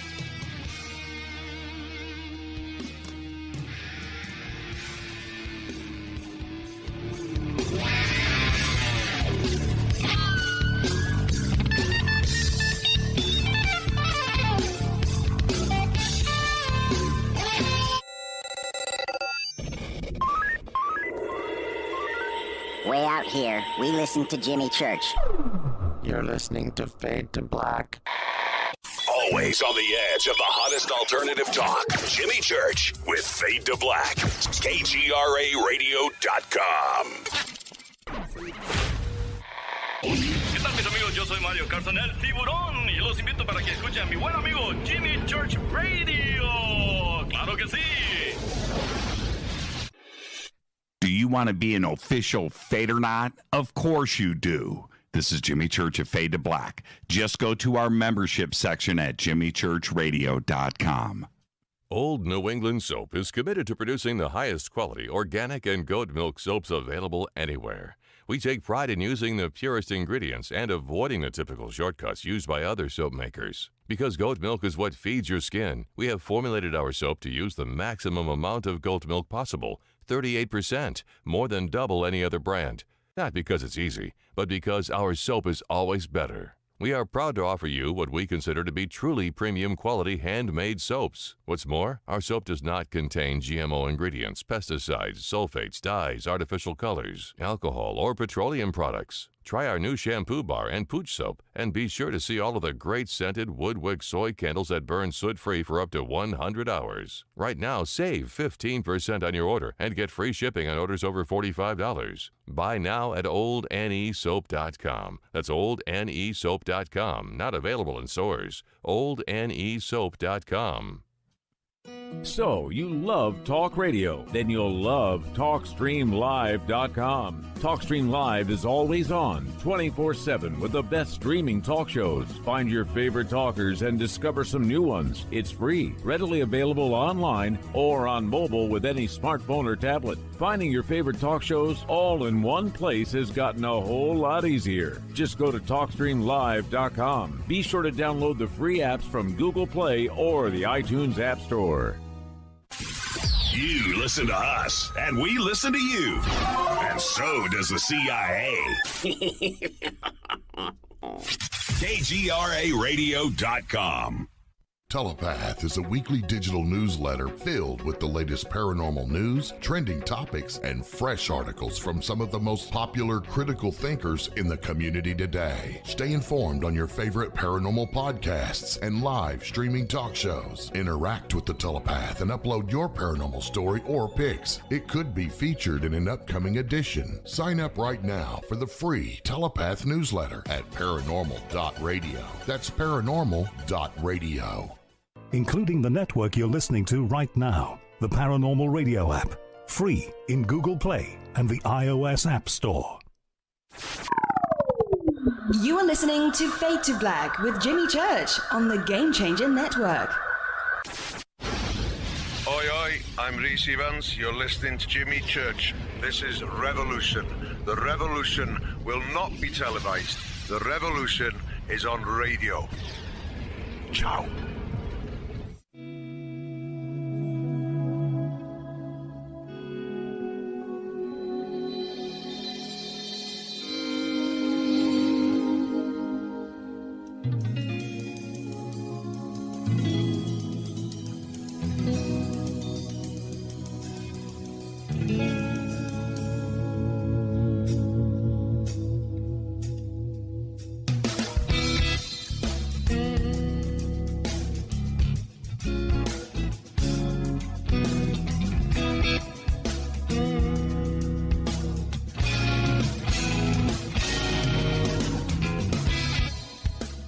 Welcome back, Fade to Black.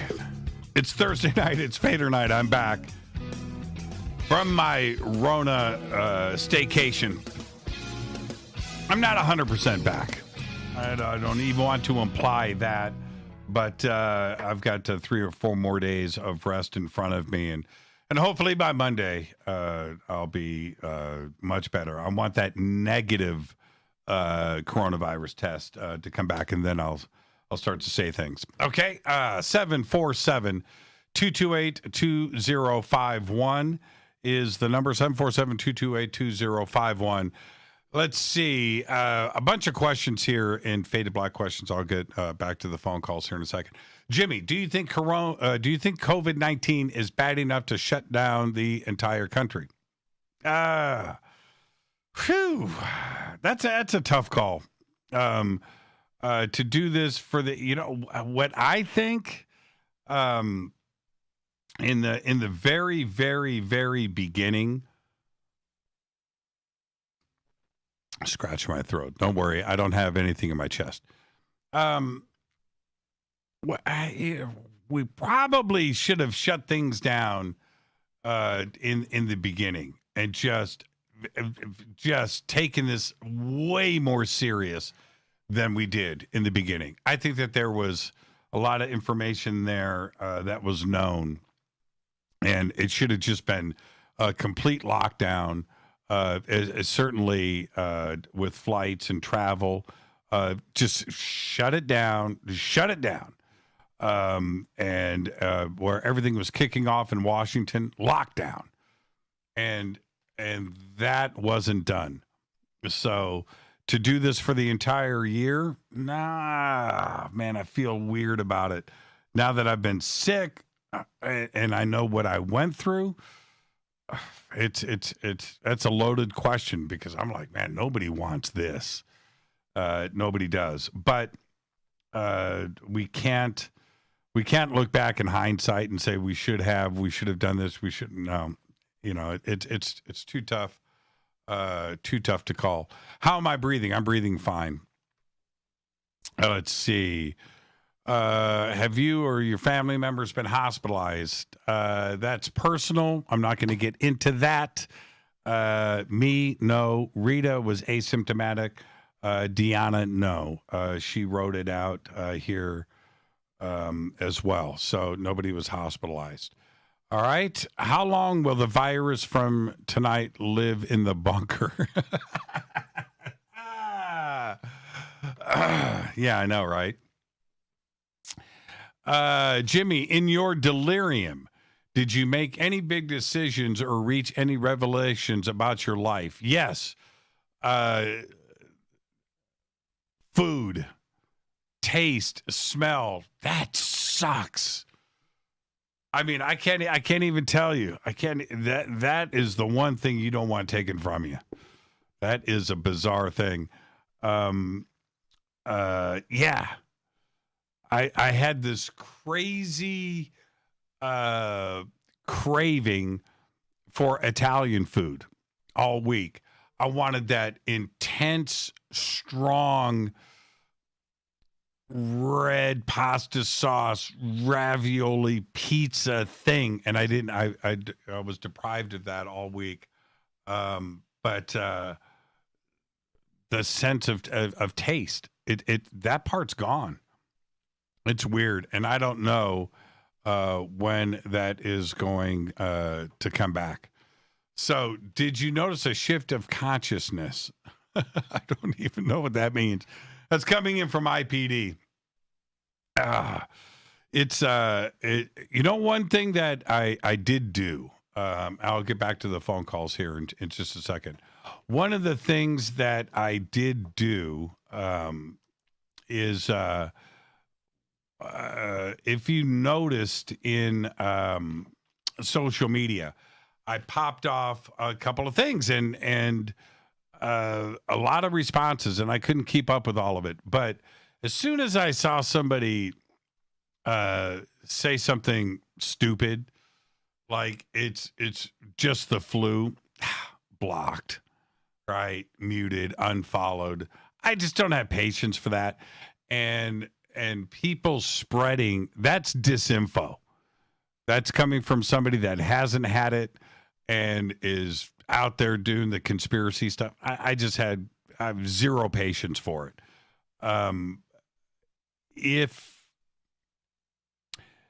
If somebody like that posts something like that and they turn around and get it, I don't want anybody to have it. But I guarantee you their tune will change. Their tune will change, just like mine did. Just like mine did. Let's go back to the phones. Hi, you're live on Fade to Black. Who's calling? Hey, Jimmy, it's Sarah Ann. How are you? Sarah Ann. That's right. How are you? I didn't sleep last night, so I'm completely delirious. So this is going to be like playing charades. It's going to be awesome. I'm waiting. So, hey, I'm glad you're feeling better. Can we talk about aliens? Sure. So I didn't sleep last night. I don't know if anybody else was like wide awake last night, but I couldn't sleep. Everything felt really crazy. And it was a clear night here in Wisconsin. So I was walking with my cat and I noticed a lot of shooting stars. So it turned out that there was a meteor shower. I think they're called the Geminids, right? In the area of Gemini. Okay. I think. It was off the charts. So, I sat out in my backyard with some binoculars, and it was really, really dark because the moon was blocked out. And I had 3 UFO sightings. What happened? Like interactive too. So, I wanted to bring it up because I wonder if anybody else is, can give me some guidance on this. So the kinds of craft that I saw, I've seen before. I haven't seen ships in a while, but these crafts I used to see pretty regularly. So the first one was amber, and it looked like, when the oh my God, what's it called? The space station goes over. It feels pretty low and it's pretty big, like a larger planet, not as big as Venus, but bigger than Mars.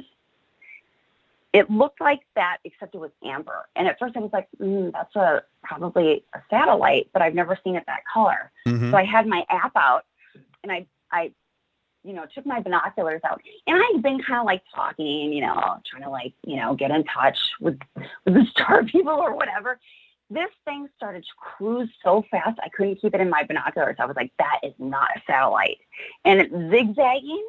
What was really interesting was it came out from the area kind of close to where the shooting stars were originating, kind of like just south of Capella, kind of close to Little Sirius.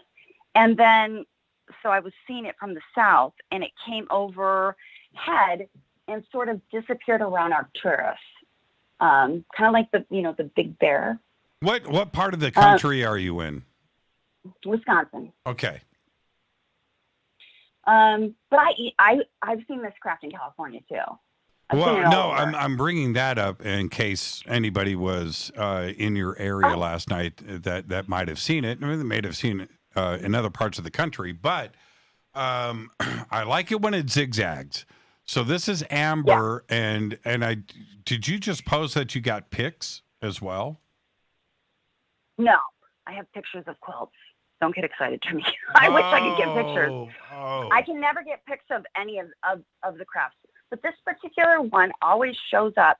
At first, it looks like a planet traveling or a satellite, and then it starts to cruise really fast, zigzag, and then will kind of flash and then fade out. And subtle yet really obvious. And that was the first one. Oh, there was more. Okay. Oh yeah, yeah. Oh yeah. And what was interesting was, so I was looking at it, and I was like, I feel like I know who you are, you know, whatever. But it landed right around the Big Bear where like Arcturus is. You know, I don't know much about the Big Bear. I don't really pay attention. I pay a lot of attention to Arcturus. So I was kind of looking over there, and I was like, geez, you know, I wish something would come back. I'm kind of confused about who's connecting. And then I had a bunch of experiences with the next craft. So it popped up right where this particular ship disappeared, like phased out. And I've seen this particular ship before in different states.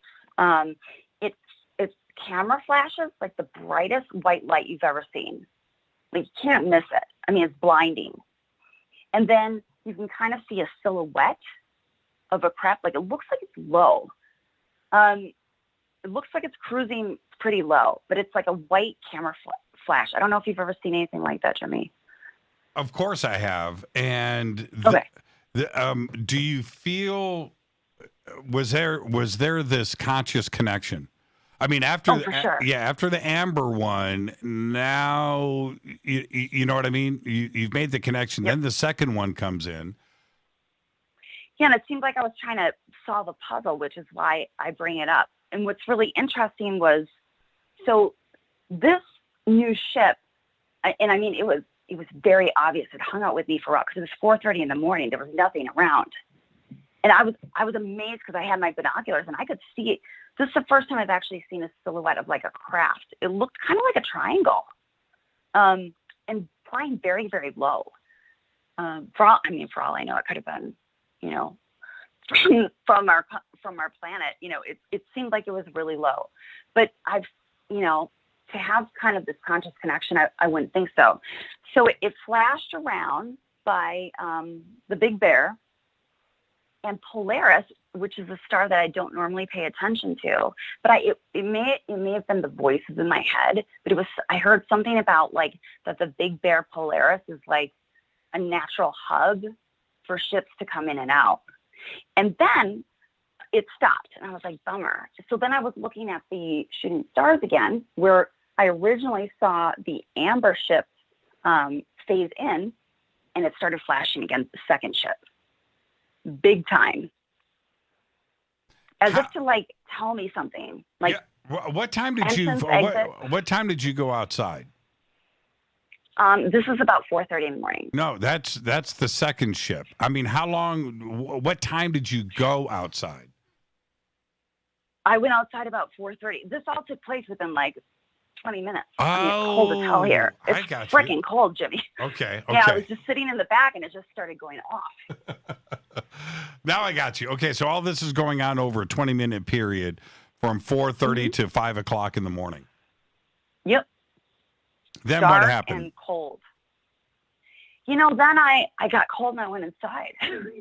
But you know, because it was kind of like, it seemed like it was in completion.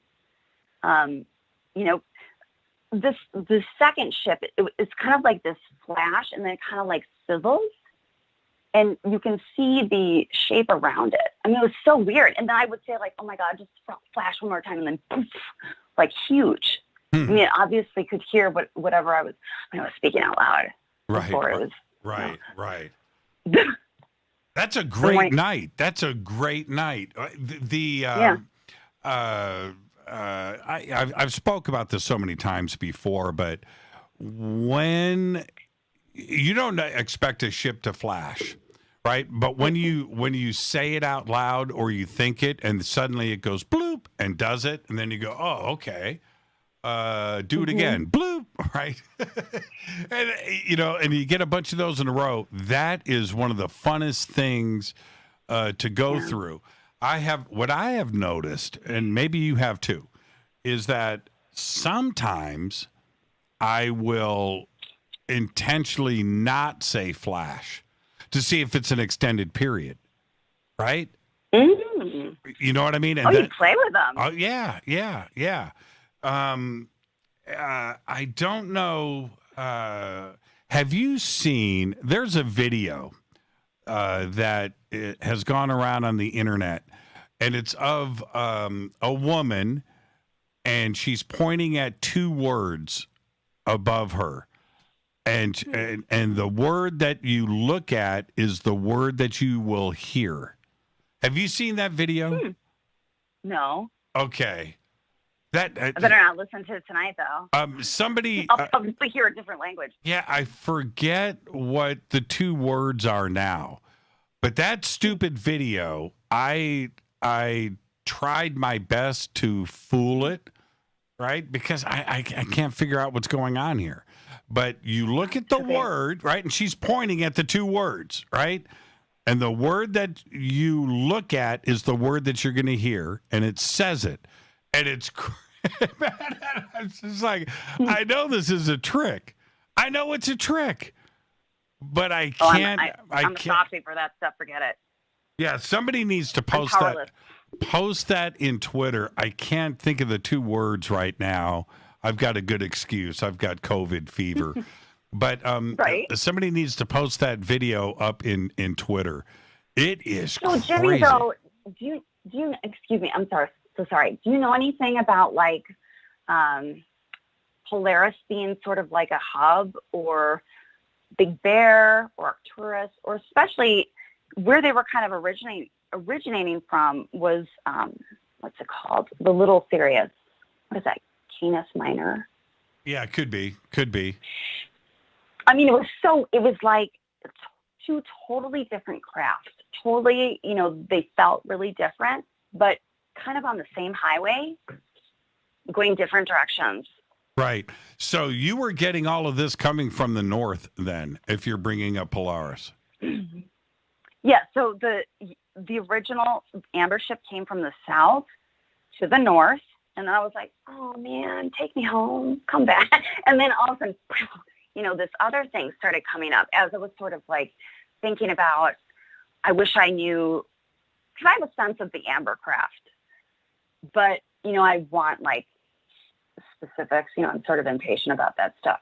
And then all of a sudden this other craft appeared. I mean, and the light is blinding when it flashes. Yeah. And yes. And you said there was a definite shape to the second one. You said triangle. Yes, it looked. I can't be certain, but it looked like almost like an Air Force jet, maybe. Was it low?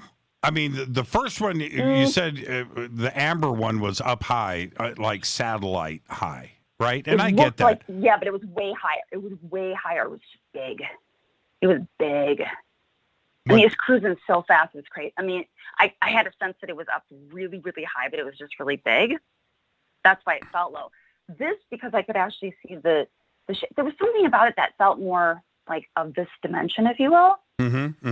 I guess because I could see like some sort of field around it. And I've seen this craft before, and when I lived in La Costa.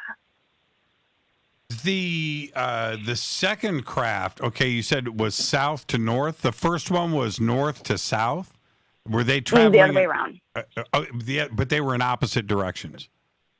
Right, because I was watching the meteor shower, which is in the south. That's when I noticed the first craft that traveled north, like to the Polaris area. Got it. Because I get distracted by like Sirius and like the Pleiades, all that action going on. On the west side, I get really distracted. So it's hard for me to actually pay attention to right above me. It's the first time I ever did. And so that really caught my attention. Like for some reason, I'm being shown that this is kind of a hotbed for activity. So yeah, the amber craft flew from south to right above me north, did its phasing out. And then like 3 minutes later, the flashing started of this other craft. Man, that's a Class A night. That's a Class A night. Yeah, and then what was weird was that I'd given up on it, reappeared exactly where the amber originated. And no pictures. It was nice. You need to shoot some video. Well, I'd have to have some equipment that could pick it up. That, that is something that I'd like to manifest for 2021, because I see a lot of craft. This was a good night, though, and I would love to get more detail on it. Yeah, right on. So how are you doing? How's the family? Good. Everybody's good. Nothing to complain about. And in Wisconsin, coronavirus, lockdowns, what's going on up there? Well, yeah, a whole lot of nothing. The only time I really see people is when I go to the grocery store and I'm fully masked. But honestly, this whole quarantine thing, I'm like, finally, the world has caught up with me. I feel great because I've sort of been, hanging solo like a hermit for a couple years. So, yeah, I'm digging it. Everything has slowed down. It's nice. Oh, that's the other thing. That's the other thing about Wisconsin, or all of those northern states. Michigan, Illinois, Minnesota, the Dakotas, even Ohio and Pennsylvania. Is that New York? Is that winter comes and you're on lockdown anyway, right? Everybody's indoors for 3-4 months. It's weird how we always go through colds and flu during the winter months when everybody is locked down and not doing a whole lot of interacting. But you guys are going into the winter months now, and that's it, right? It is. You guys kind of have a seasonal lockdown anyway. Well, northern Wisconsin, I'm pretty close to Green Bay, and we don't stop when it gets cold. The colder it gets, the more we go out to the bars. So that's been kind of weird because there's just nowhere to, everything just seems so like, wah, wah, nothing is happening.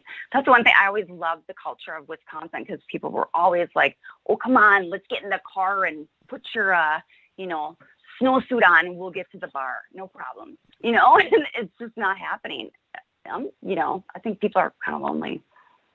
Did you say put your snowsuit on? Yeah. Oh, Seriously. man. Oh, that is too funny. We'll walk to, I think Wisconsin has the largest per capita, I don't know if that's the right word that I use, but the most bars per capita in any state. Yeah, I would say There's Wisconsin. 4 bars on every corner or something. Yeah. Chicago's that way too.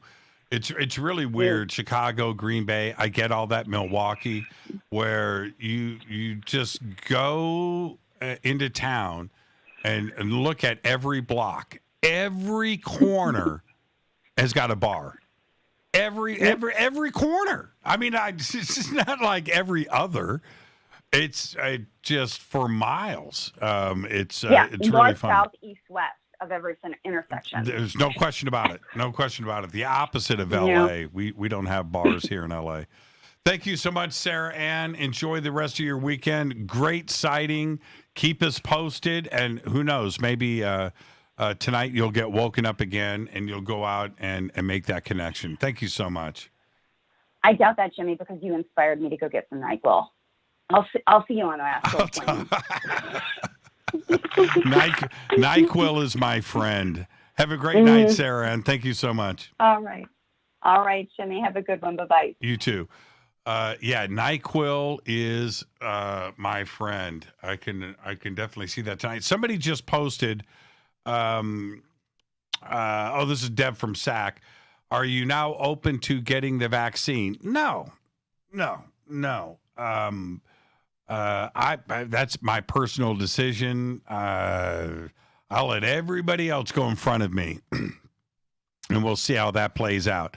I am, if the vaccine, if people want to take it, they can go and take it. If they do, and we see the numbers start to decline because of the vaccine, well, great, fantastic. I'm not going to take it. The only reason I will ever consider it is international travel and things that we do have coming up, and I'll cross that bridge once we get to it.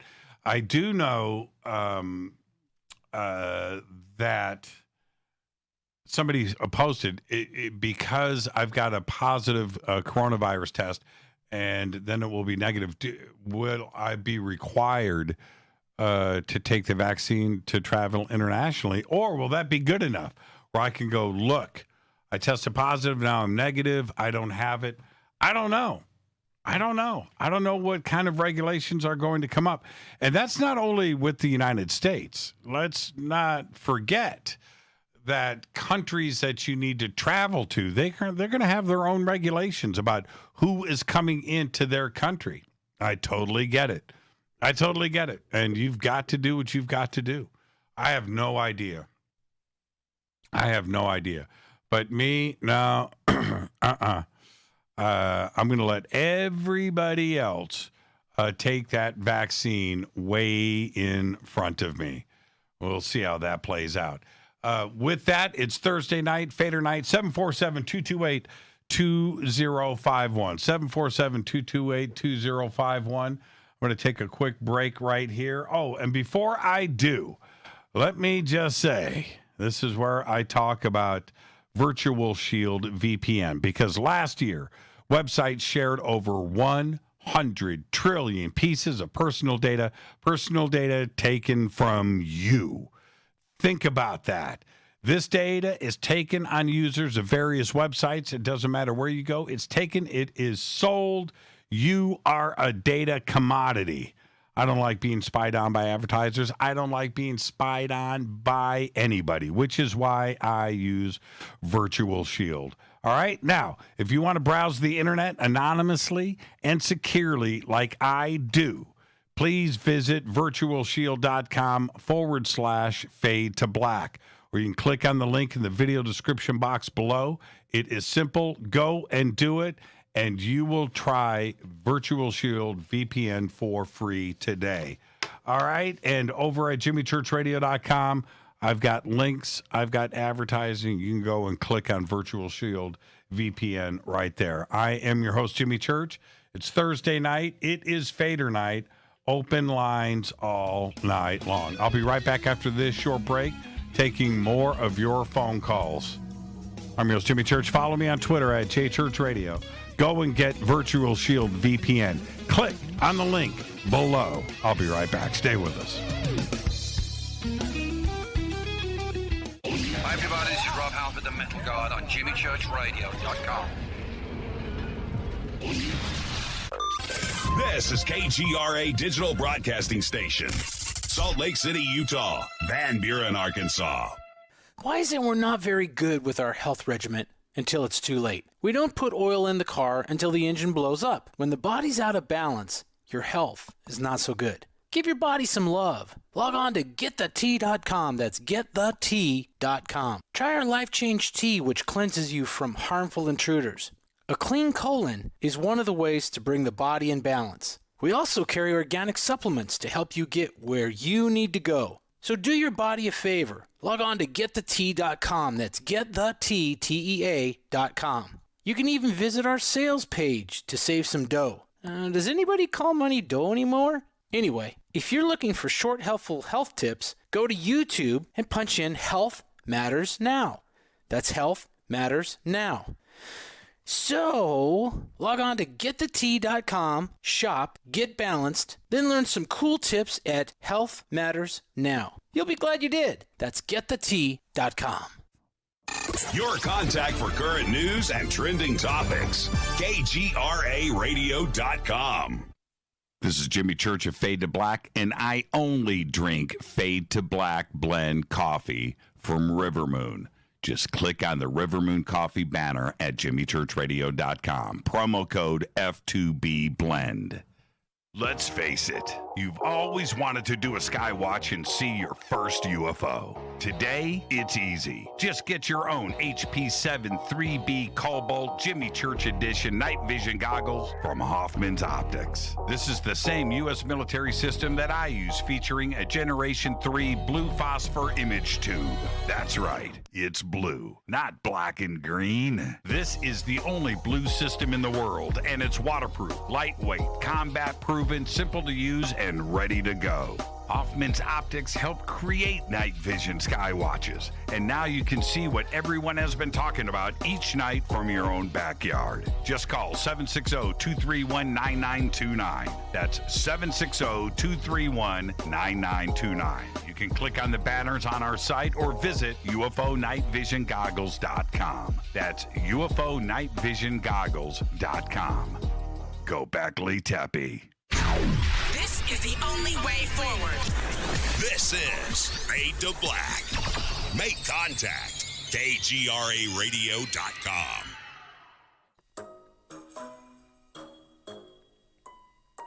When you're in the house for longer periods of time, you can see them flying or running across the floor. Ooh, yuck. They're unhealthy, gross, and disgusting. Bugs. I loathe bugs. We keep a clean home, but occasionally bugs show up. Well, I found something that is tougher than bugs. Orange Guard. On contact, it kills hidden bugs, including ants, roaches, and fleas. Plus, Orange Guard is a residual repellent. All of the ingredients of Orange Guard are on the FDA generally recognized as safe list.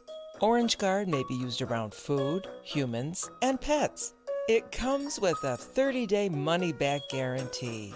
Orange Guard, available at orangeguard.com, Whole Foods, and Ace Hardware.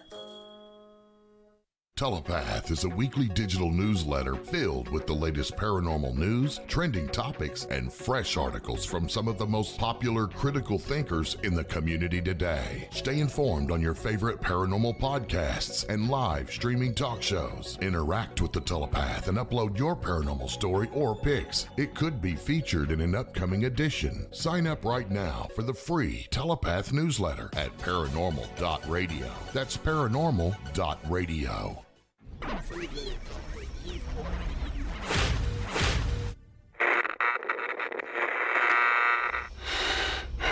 You want to know a secret? I love ponies. I really love ponies. I'm serious. I couldn't stay sane without ponies to brush. Why fade to black? Because you never got that pony, damn it.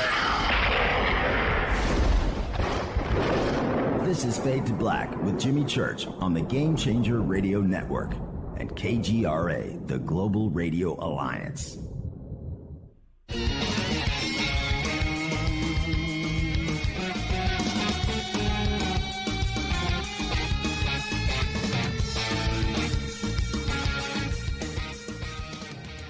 All right, Fade to Black.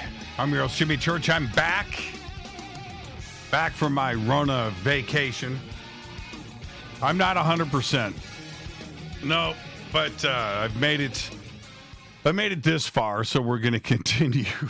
Oh, man. Geez. What a week. What a week. And coronavirus is no joke. COVID-19 is no joke.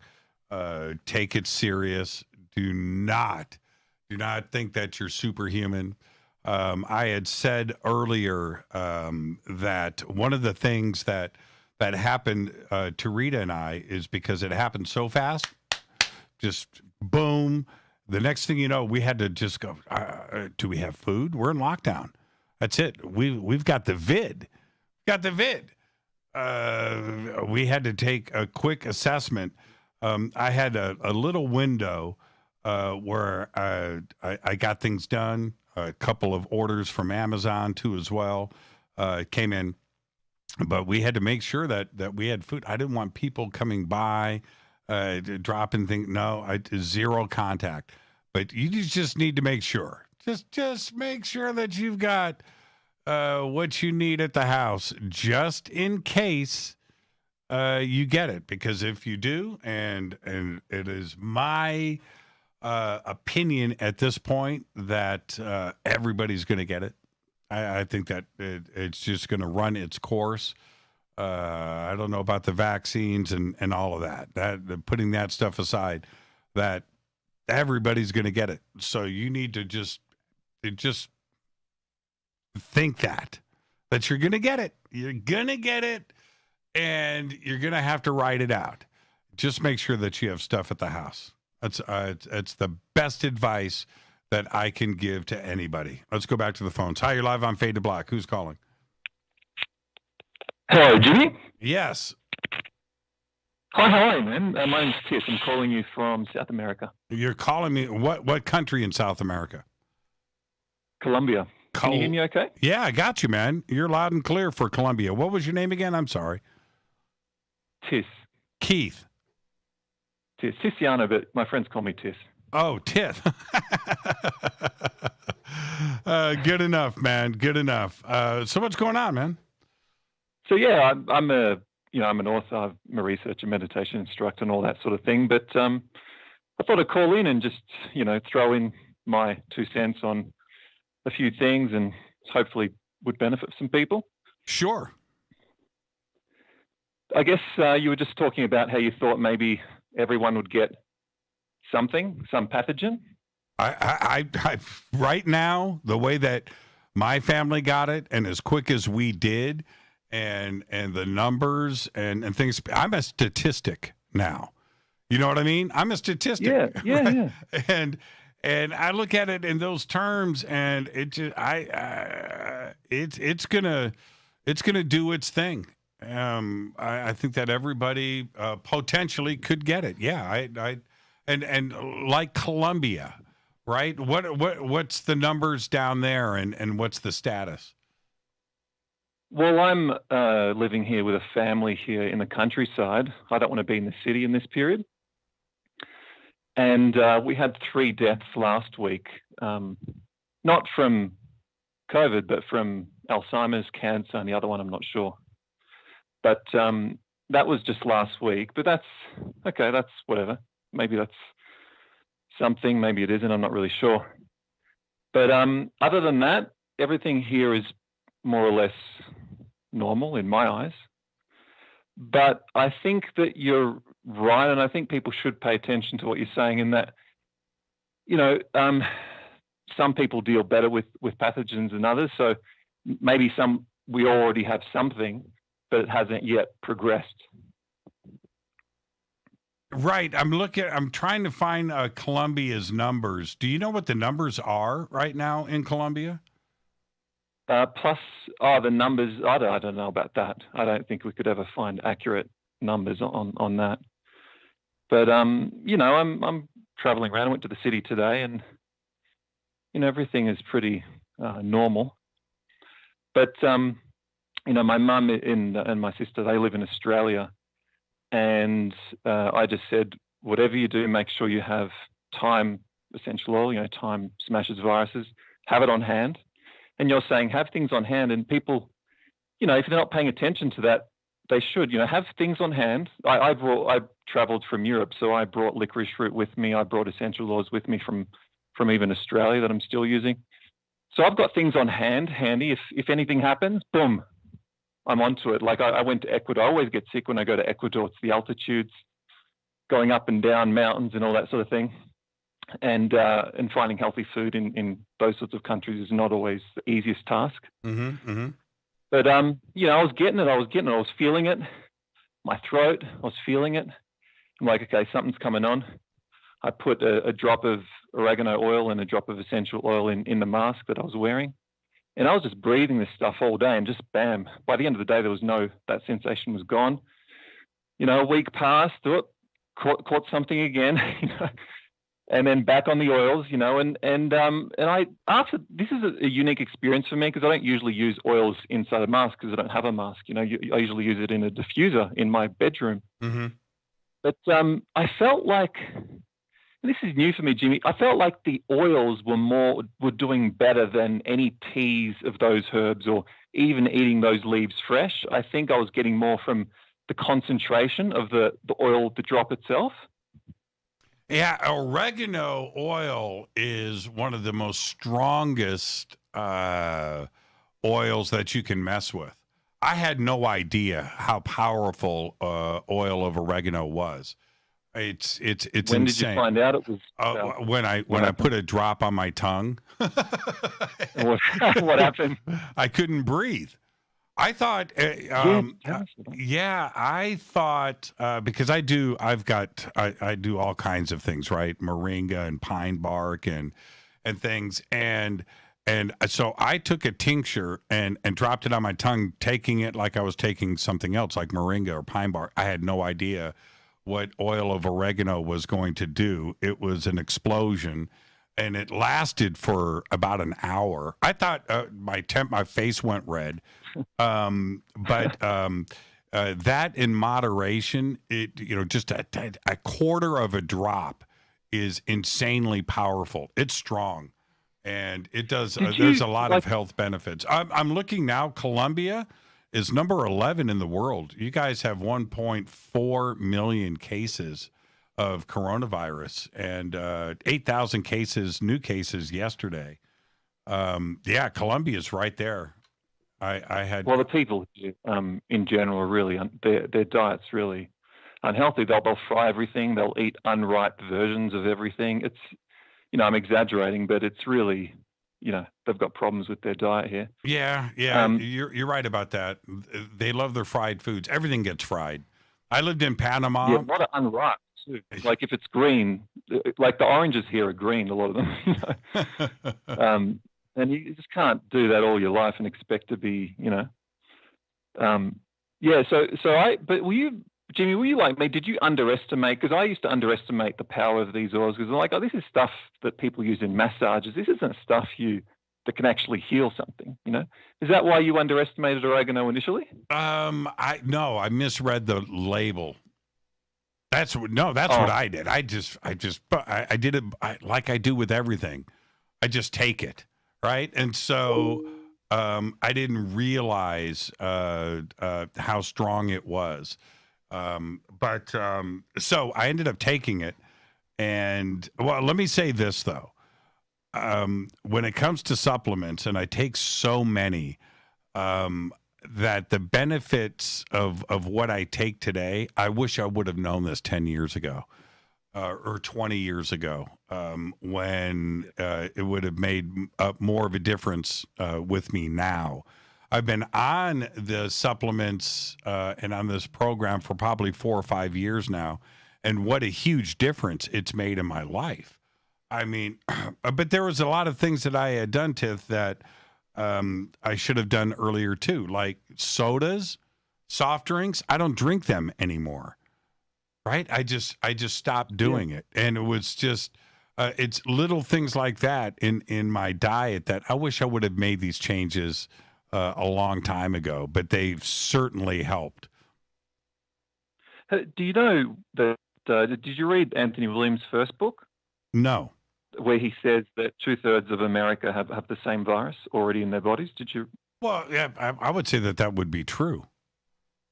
Yeah, because when you say that everyone's probably going to get something, well, Anthony's already saying, 2/3, and that's America. So the whole world, in Germany, there was an organization there saying 98% of Europeans have the Epstein-Barr virus. 98%. So the Epstein-Barr virus is apparently the most common one, but. Well, so I think you're on. Yeah, no, there's I don't want to interrupt you, but if we actually knew, very few people know, but if we actually knew what is being carried around in our bodies, that our bodies are constantly fighting off every single day, right? That's what our bodies do. We're always in defensive mode, right? It would freak us out. Right, because you're carrying. Yeah, well, I lived so long without that knowledge. Yeah, you're carrying bacteria in you right now, and your body is just constantly fighting it off.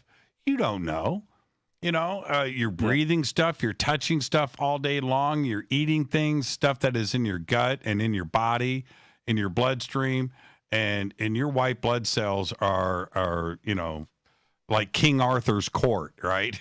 Just fighting it off, all day long. It would freak us out. It would really freak us out if you really knew what was in your body all day, every day. Well, now I'm aware. And I've read all those Anthony's books, and now I'm aware of it. But before then, I was in the dark, and I already knew a lot. But when I found out about all this new stuff last year, everything, started changing. I used to repel. My blood was so dirty. I used to repel women. So I would meet a girl, she would like me, but for whatever reason, we would never catch up. She would want to, but it would never happen. And I would have to, jump through all these loops just to get one date, with the girl. So eventually I got onto, started drinking celery juice, and I was very skeptical about it. 10 days in, something cleared up. My eyes cleared up. And then, the girls were smiling at me on the train on the way to work and all that sort of thing. And I was like, no way. I've known about celery for a very long time.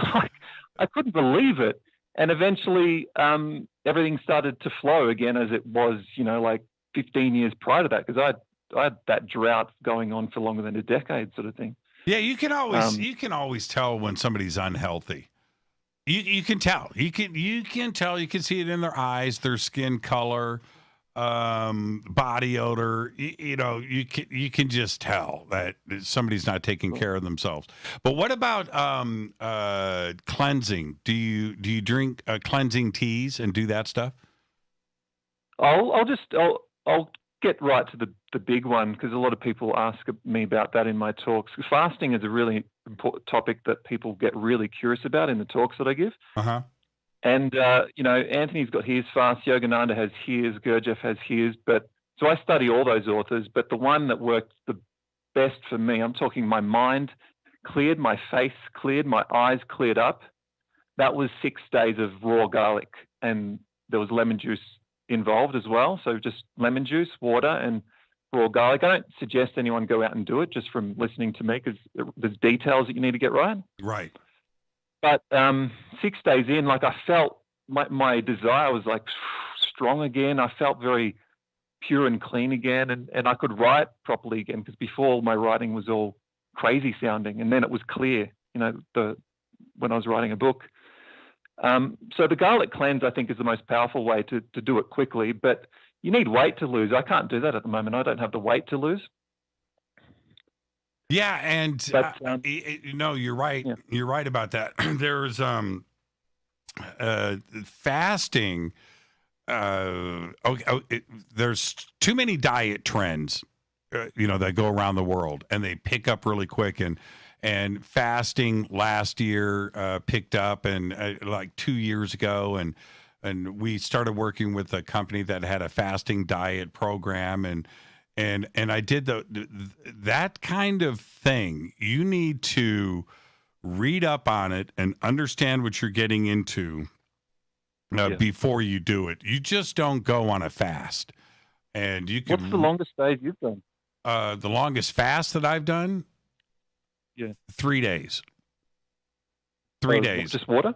Well, I do. I have a company that we have called Get the Tea, and they have a super tea that is just amazing. And if you haven't checked it out, I don't know if we ship to Colombia, but you can definitely go onto our website and check that out.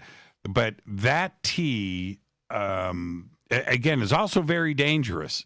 Right, in that you don't drink a lot of it. Don't think, oh, this tastes great, I can just chug, and you want to be careful with that. But the other thing with that kind of fasting is I would eat something once a day. I wouldn't go on a full-on lemon and garlic cleanse fast. That is something that your body's got to be acclimated to. You got to be ready for that. You just can't do it. You can cause some serious health damage. I should mention people, for one, there are people who are just not attracted to fasting at all. Those people shouldn't get curious. If you're not drawn to it, you probably should never even do a 1 day. You might want to put your toe in, maybe just 1 day of something, maybe just juice or something, but even then. But having said that, the guy who recommended the garlic cleanse said you do 1 day, and next year you do 2 days, and in 9 years you do the full 9 days. And that's how you get used to it, because you can't jump in like you're saying. Yeah, I had a friend, this is about 25 years ago, and a great guy. And once a year, he would do, go on this fast. And this is what he did. It was water, garlic, honey, and lemon. That's what he would drink. And he would do that for 4 days.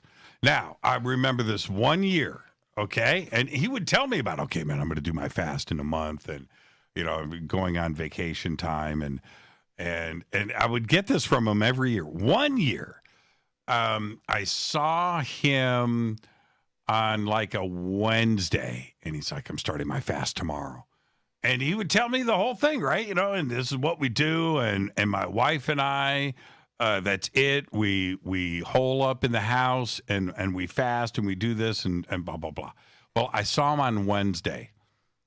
I bump into him by chance on like Monday at a gas station. It was just random, right? And it's like 4 days, and I looked at him, and he looked like, I swear, it looked like he lost 35 pounds, right? I looked at him. In 3 days? He didn't lose that much weight, but I noticed the change in him. And I'm going to say, I didn't think it was a good thing. He obviously lost weight. He was thin. He was uppity, he was, and everything. But I remember looking at him, like, man, I don't know if that's a zone I need to go into, right? But yeah, I got to see him, and like I said, it was by chance. I saw him on Wednesday, then I saw him on Monday at the gas station, and a great guy. But I just remember it was shocking to me to see. Yeah. How much weight he had lost. He didn't have the weight to lose, like you're saying. You know what I mean? He was already skinny, but to see him go from that to that, wow! It's not for everyone. But do you have a website? People, if people want to go to createtheone.com, they can download. I've just got a whole bunch of free stuff. I think I'm the only person in the world who's letting people download all of, not that I'm really big on Yogananda, but just because I've got it and I can give it away for free. I'm giving away, it's like 1,300 pages of all his private lessons that his organization normally give to, dedicated students. Mm-hmm. But you can download that for free on the website. There's other stuff there. But before we get off fasting, if it cuts off, it's just a Skype credit thing, just to let you know. Okay. But there is something that is so interesting that I wish I had have known it, when I was 18. This thing of the Friday fast. Have you ever heard of Baines's recommendation of fasting 1 day a week, specifically on Friday? Yes, I have heard that, yes. Do you know people who have done it? No. But Okay. But no, continue. Continue. Yeah. This is really strange. I've got a friend of mine in Australia. He's my best friend there. And, he was like celibate for 7 or 8 years. He couldn't get his soulmate. He just wants to finally meet the spiritual girl and get married. And I told him, do these 3 things, because I've researched this topic, back to front. And he was like, okay, I'll do one of those 3 things, because he didn't want to do the other 2. They were too out of his, comfort zone, so to speak. And one of those was just fast on Friday. So I told him fast on Friday. And he was going to a meditation retreat in a couple of weeks. He wanted to be all, magnetized so that he could go to the retreat, meet the girl, and get married in a few months. So he fasts on Friday, right? We had this conversation Thursday night. So Friday comes, he's drinking water the whole day. And that night, after the 24, 27-hour period, his phone rings. It's a single girl. She's spiritual. She's beautiful. After 6 years of silence, she calls him, "Hey, Rob, what's going on?" And I couldn't believe it. I didn't expect that. And I said, "Okay, do it next week. Fast on Friday next week." And he did it again. Then 2 girls called him, "Hey, Rob, what's going on?" And now that girl she moved. She dropped everything. She left the north of Australia to go down to Victoria to live with him. And now they're a couple. For how long? How long? They've been a couple since since that time. So that's it now. We're now over a year in, I think. Yeah, right on. I'm only mentioning that because I too, when I first did the Friday fast, in my dreams in the astral plane, everything cleared up. I'd attained this freedom, and it has to work with karmic debt. So if people have financial debt to, parents, to the government, to whatever, or karmic debt, that Friday fast alleviates that temporarily. It doesn't pay off, but that's what it's, in my eyes, that's what seems to be happening. So if people have been bogged down by things, they could try that. It has to be, from my experience, has to be like a 27-hour period from, say, Thursday. If you stop eating Thursday 6 p.m., you start eating 9 p.m. on Friday. But how do you get rid of? I've only got 2 minutes before the break. Yeah. How do you get rid of the headaches? Right, that low blood sugar, where you just the only thing that is going to fix something. You got to put salt. You got to put salt in your water. You can't be drinking water by itself. You've got to put salt in there, or else you can get dehydrated and the rest of it. Yeah, because that's the one thing when you're fasting that people just cave. Right, you've got to eat something, or you're not going to get through that headache. And your body is just telling you to eat something. Eat a piece of wood, right? It doesn't matter. You could put some magnesium crystals in there, but not more than that. So salt, magnesium crystals, water. But even before ever doing a fast, I would go to a steam room for maybe about 3 hours in a steam room, coming in and out for 3 hours. I would even get a massage, do some earthing, barefoot therapy, all that to prepare so that you don't get the headaches, you don't suffer more than you should when you're fasting. What's the website, Tiff? Createtheone.com. If people go there, they can read some documents I've extracted from other languages. I'm trying to bring ancient wisdom to the English, to the West, because it's not all in the English language. You have to go abroad and travel sometimes. Right. So if people go to createtheone.com, they can download stuff there for free, posters I've designed, that's all free. And then there's stuff that you put in an email, and then you download that. So I've got both those options. Yeah, you should post up in Twitter. Somebody's going to post it in Twitter in the feed here just from listening to you. But pop it up there in Twitter, and I'll retweet it. And what a great phone call, man. And thank you so much, all the way from Colombia. Thank you, Jimmy. All the best. You too, man. Great phone call.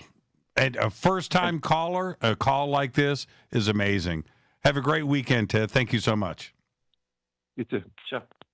It's a great phone call right there. And all the way from Colombia. So, yeah, go ahead and post up that link, Fadernight, and I will get it up there with a retweet right now. What a great phone call. All right. Thursday night, Fadernight. I'm back.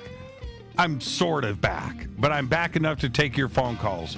747-228-2051. I'll be right back. Stay with us.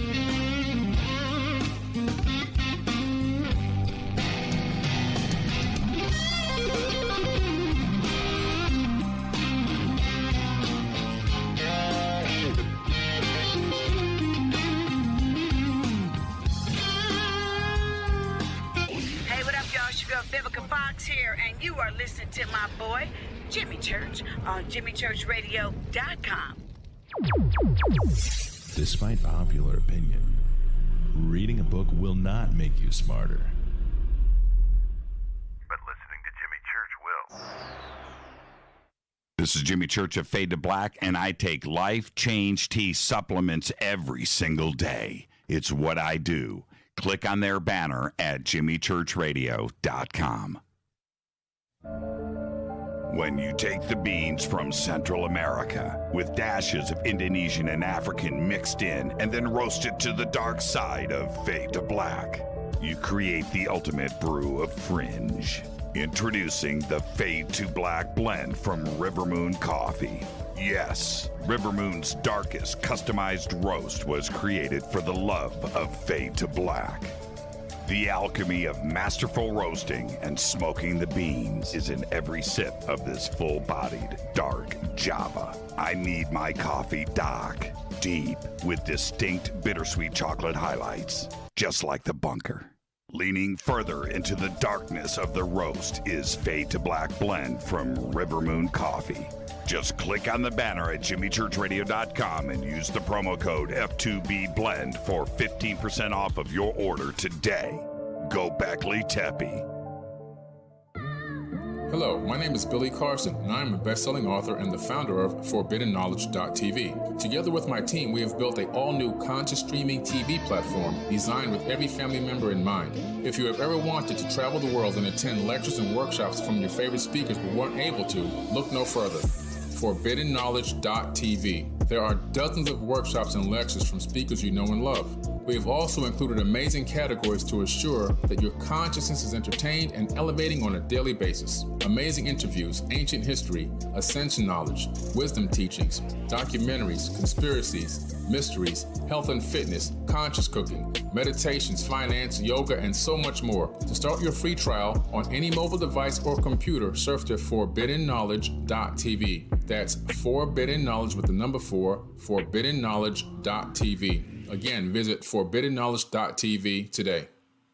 The older we get, the more important it is to stay active and healthy. I exercise regularly, eat right, but recently some new aches and pains have really put a cramp in my routine. A good friend recently told me about Angioprim. She said Angioprim is the original liquid oral chelation supplement, helping people since 2003. Chelation helps remove toxins, heavy metals, calcium, and cholesterol in veins and arteries that may cause blockages and lead to unexplained pain. Research shows the active ingredient in Angioprim has superior oral chelation action that may help promote good cardiovascular health. After a few weeks of taking Angioprim, my pain was gone. Now I'm back and more physically active than ever. Find out more. Go to angioprim.com, ANGIOPRIM.com, or talk to a trained consultant. Call Angioprim right now, 954-882-7221. That's 954-882-7221. Are you intrigued by Paranormal Talk Radio? You'll love the new Paranormal Radio app from TalkStream Live. You'll find a great selection of talk shows covering UFOs, ghosts, strange phenomena, and much more. Download the Paranormal Radio app now and start listening to the very best in paranormal talk entertainment, including the network you're listening to right now, the Paranormal Radio app, free in Google Play and the iOS App Store.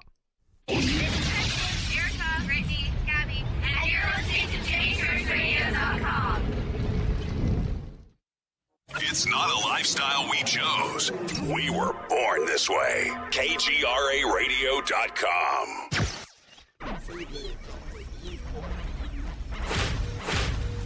This is KJCR at JimmyChurchRadio.com.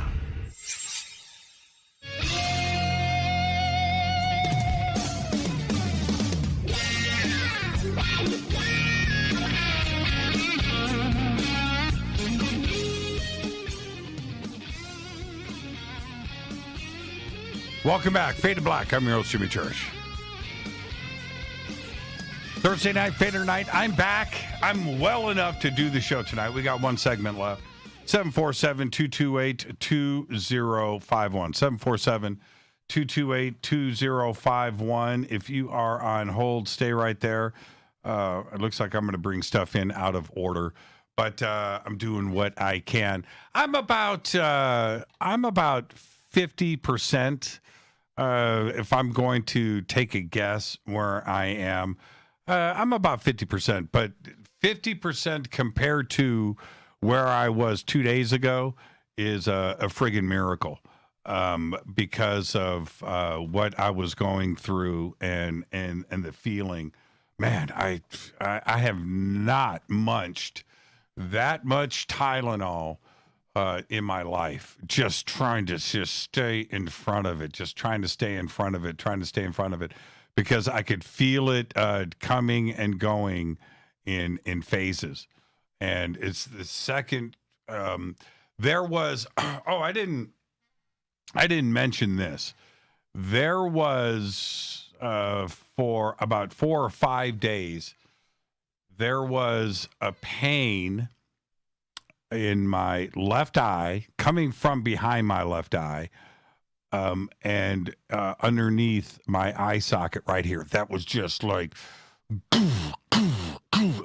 it was crazy. Like, I mean, it was so bad that it was one of those pains where you are thinking the crazy thoughts. It's like that. I'm not going to go into the details, but your brain, right? It's just like, it was just crazy. I just can't put it into words. I can't put it into words. Weird too. Like, I had said, I'll get to the phone calls here. I typed some stuff up on social media, and I said, it's not a yucky feeling. That feeling that you have when you've got a cold, and it's the worst cold you've ever had, and sore throat and coughing and stuff coming out of your lungs, and you just feel like, it's not that. And that sucks, right? We all know what a bad cold is like. That's not what this is. This is just pain. It's the exact opposite. Sarah Ann is posting all of her Twin Peaks images. Those are pretty cool, Sarah Ann. Let's go back to the phones. Hi, you're live on Fade to Black. Who's calling? Hey, Jimmy, how you doing? JT and Indy. Wow, JT. How are you, man? Very well, my friend. It's been very well. It's been a long time. How are you? Good. Just still out here doing it, listening every night, kind of chilling out. Well, getting it done. Yeah, that's cool, man. That's cool. How's the family? Very well, very well. My daughter had it probably maybe June, I guess. She got it. Of course, she lives out of the house, so no problem there. She got through everything okay. Yeah. She just had a little bit of tiredness more than anything. And tiredness and the pain, a little bit of pain, I guess, headaches. But she didn't complain too much.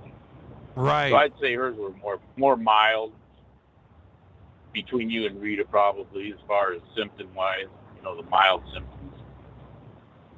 Yeah, it hits, I've done so much reading about it and how it affects people differently, and for Deanna and I to get as sick as we did, and Rita to be asymptomatic, testing positive, but asymptomatic, it's a miracle. I'm so happy that she didn't go through what Deanna and I did. Yeah, she's blessed. So, my wife and I were talking about it. I mentioned to her that you had it. Saw your post on Facebook. We know, like we told when I spoke to David Icke on that, probably on Coast to Coast first, but then again on Fade to Black. We are sure we had it in November. Like mid-November we had it last year before it actually blew up over here. Yeah. I mean, we are absolutely sure we had it. 1 week, she was down for the count. Next week, I was down for the count. Yeah, I was talking to a friend of mine the other day, and he was saying that he was almost positive that he had it in January. Yeah, a lot of people. That's what I brought up with David Icke. And so, not saying it's just flu, but as far as the conspiracy of it, like David Icke was talking about, how do you feel about that now? I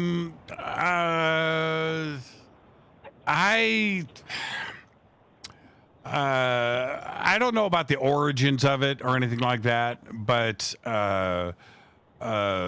viruses happen every day in nature, and that's it. And viruses are nasty things. They're survivalist and they adapt. This is nothing new. This is something that we have known about for a very, very, very long time, and they can just happen. Is this some kind of bioengineered military weapon? Anything is possible. I can't rule that out. Nobody can. One thing that if I've learned one thing, that is the damn thing is real. Don't the hoax this that it's not real. No, that's BS. That part of it's BS. That thing is real. So my point though is like, and I tell everybody this too. Right now, Indiana's numbers are way up, of course, but it seems like like Walmart, they're not sanitizing the carts here. They don't have the one door block for entrance and the one door block for exit only now. The nation's numbers are all up, and I can't understand why,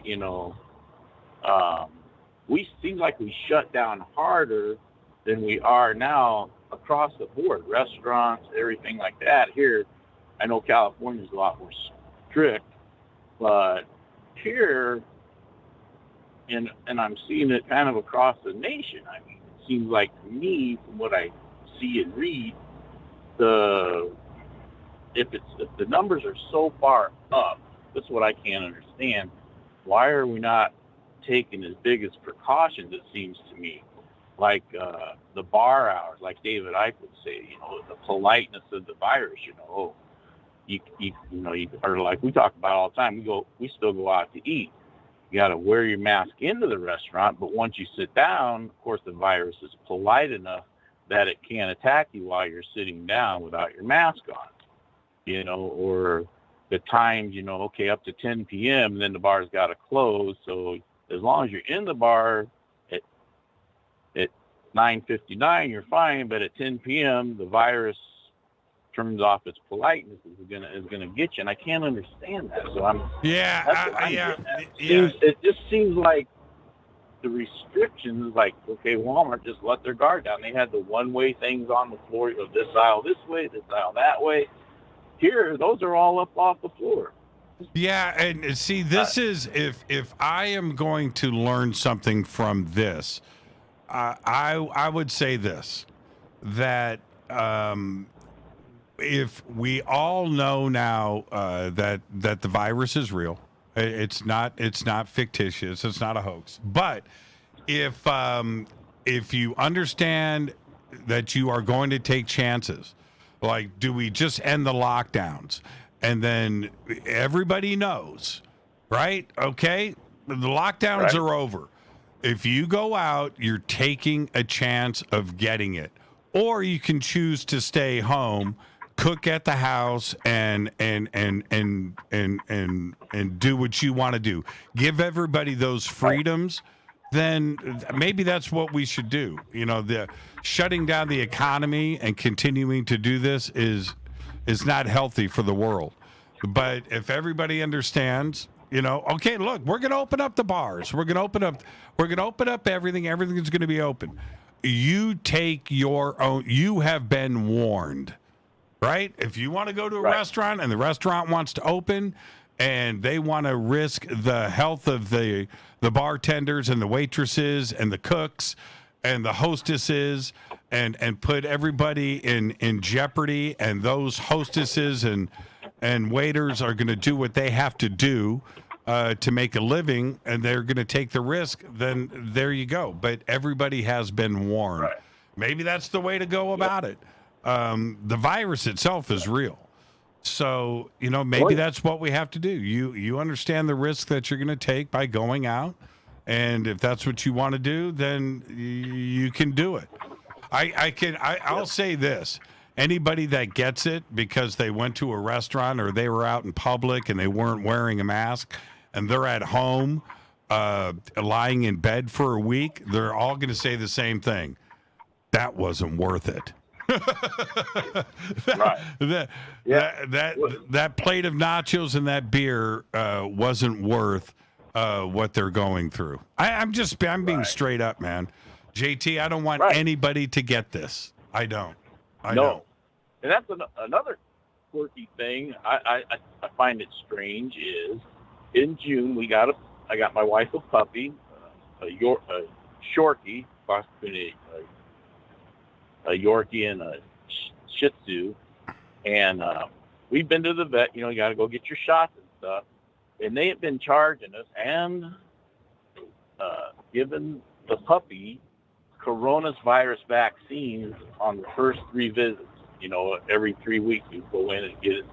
Regular vaccines, and then they would charge an extra $20 for a coronavirus vaccine. I'm like, so how did they develop this virus for the puppies, but we don't have it for us yet? I mean, what's going on with that? Yeah, that's first I heard of it. First I've heard of it.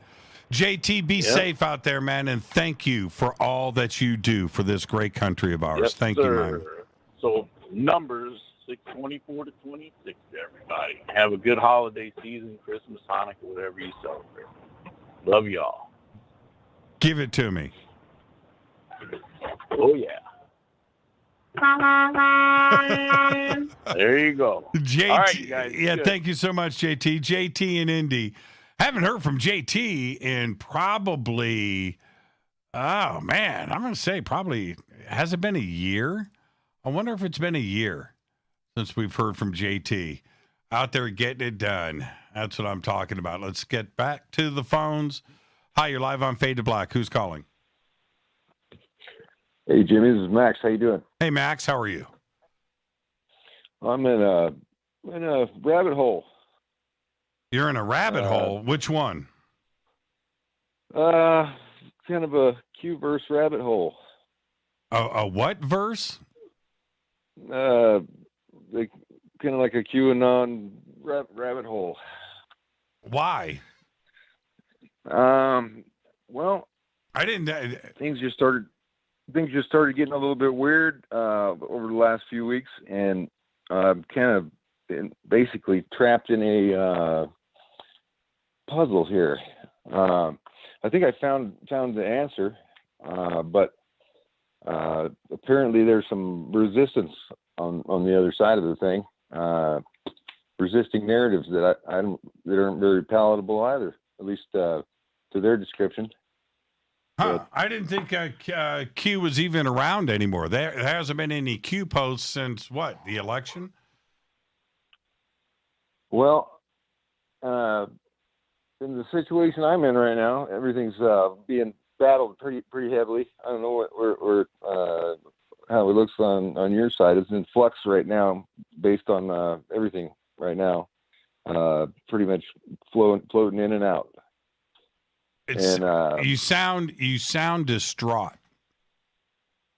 Well, I'm just I saw your number flashing up on my phone here, and you guys are my family anyway, but yeah, basically, I think I've got what I need here for an answer, but or at least as far as how to go back and undo a couple things.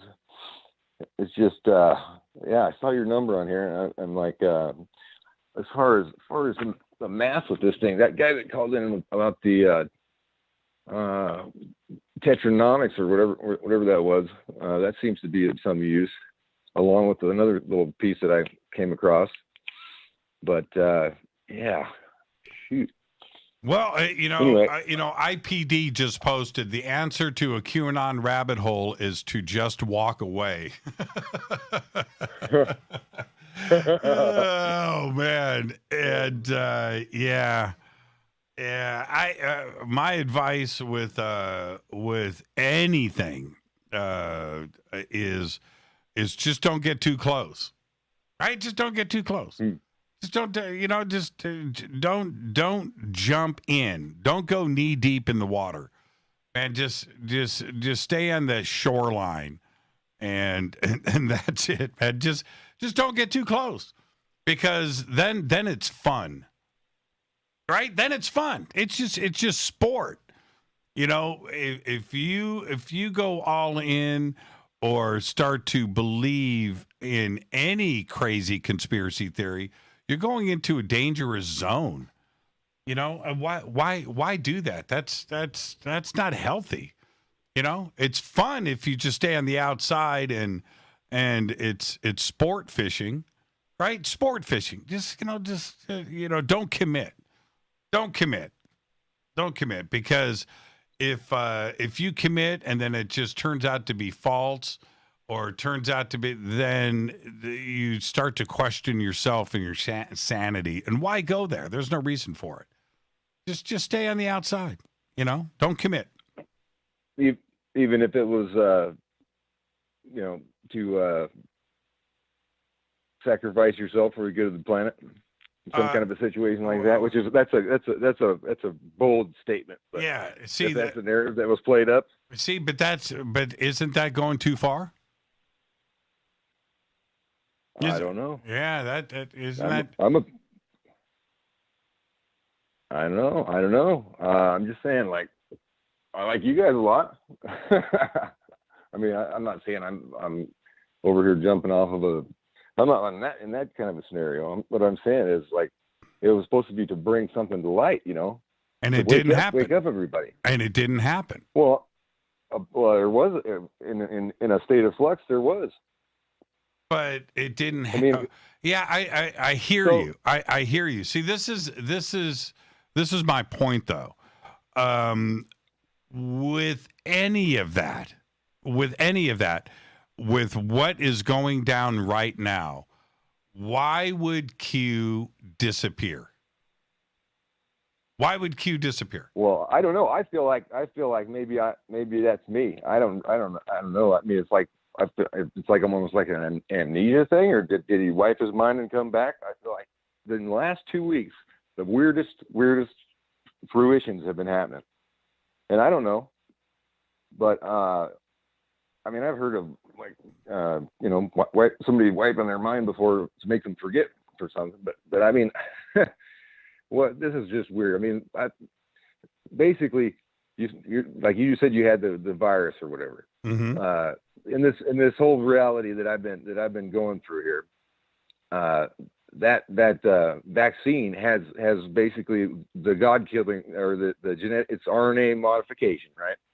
And it's supposed to be something that would basically erase the God gene, this gene 309, right? It would basically disconnect you from God completely. And I mean, I've been following this thing, listening to the show for quite a while, mentioning it to the guys on Spreaker and stuff. But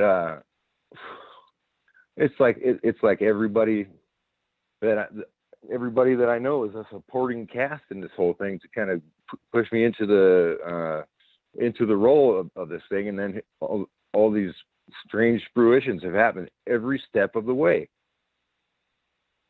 I don't take the vaccine. I'm not. I hope you guys don't. Yeah, that's what the message is supposed to be. I'm not. Resist and don't take it. I'm not going to tell anybody to take it or not to take it. I'm not going to take it. Right? I'm not going to take it. And if there is, voluntarily, if it comes down to international travel, and I've got a commitment to travel overseas, and I need to take the vaccine or not travel, I'll make that decision then. But do I need to take the vaccine No, hell no. I'm not taking any vaccine because I don't need it. That's the way I am. Now look. That's why I feel so passionate about it. Look, I remember when I had to move to Panama, I had to get inoculated and vaccinated for all kinds of things to enter the country. And I did what I had to do. I had to take like malaria. I had to take I can't, it was whatever, 10 different shots for 10 different things. And I did what I had to do to travel. But for me to just, I'm not sick. I don't need, I've already had coronavirus, so I don't need a vaccine. What do I need a vaccine for? I don't need a vaccine. Yeah, I hear you. The human body can get over it themselves. It's the man mandating it. Like even though the feds are saying they ain't going to do it, supposedly the states would have the power to do it. I mean, in the scenario that I was just kind of going through over the last 2 weeks, you got basically the election fraud has happened so rampantly that there is first there was yesterday there was 17 states ready to contest everything. Then there was 18. You got Arizona on top of it. And then it got all the way down to where I'm at in Washington, for God's sake. There was the other guy that ran for governor, Culp. He was suing the attorney over there. So because basically Dominion, the voting machines with Dominion and Smartmatics are a rampant conspiracy. It's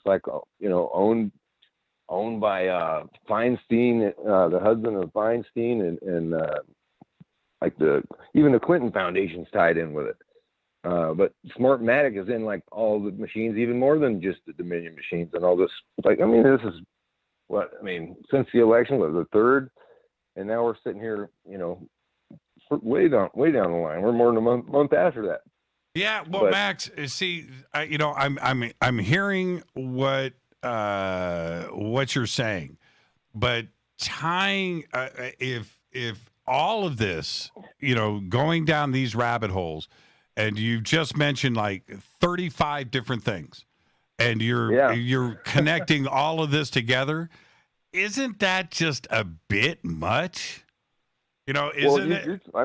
This has been Jimmy, and I know you're not the only one, Max. You're not the only one. Okay, you're not the only one saying these things. But what I am suggesting to you is just back up and let some of this stuff ride out, whatever it is.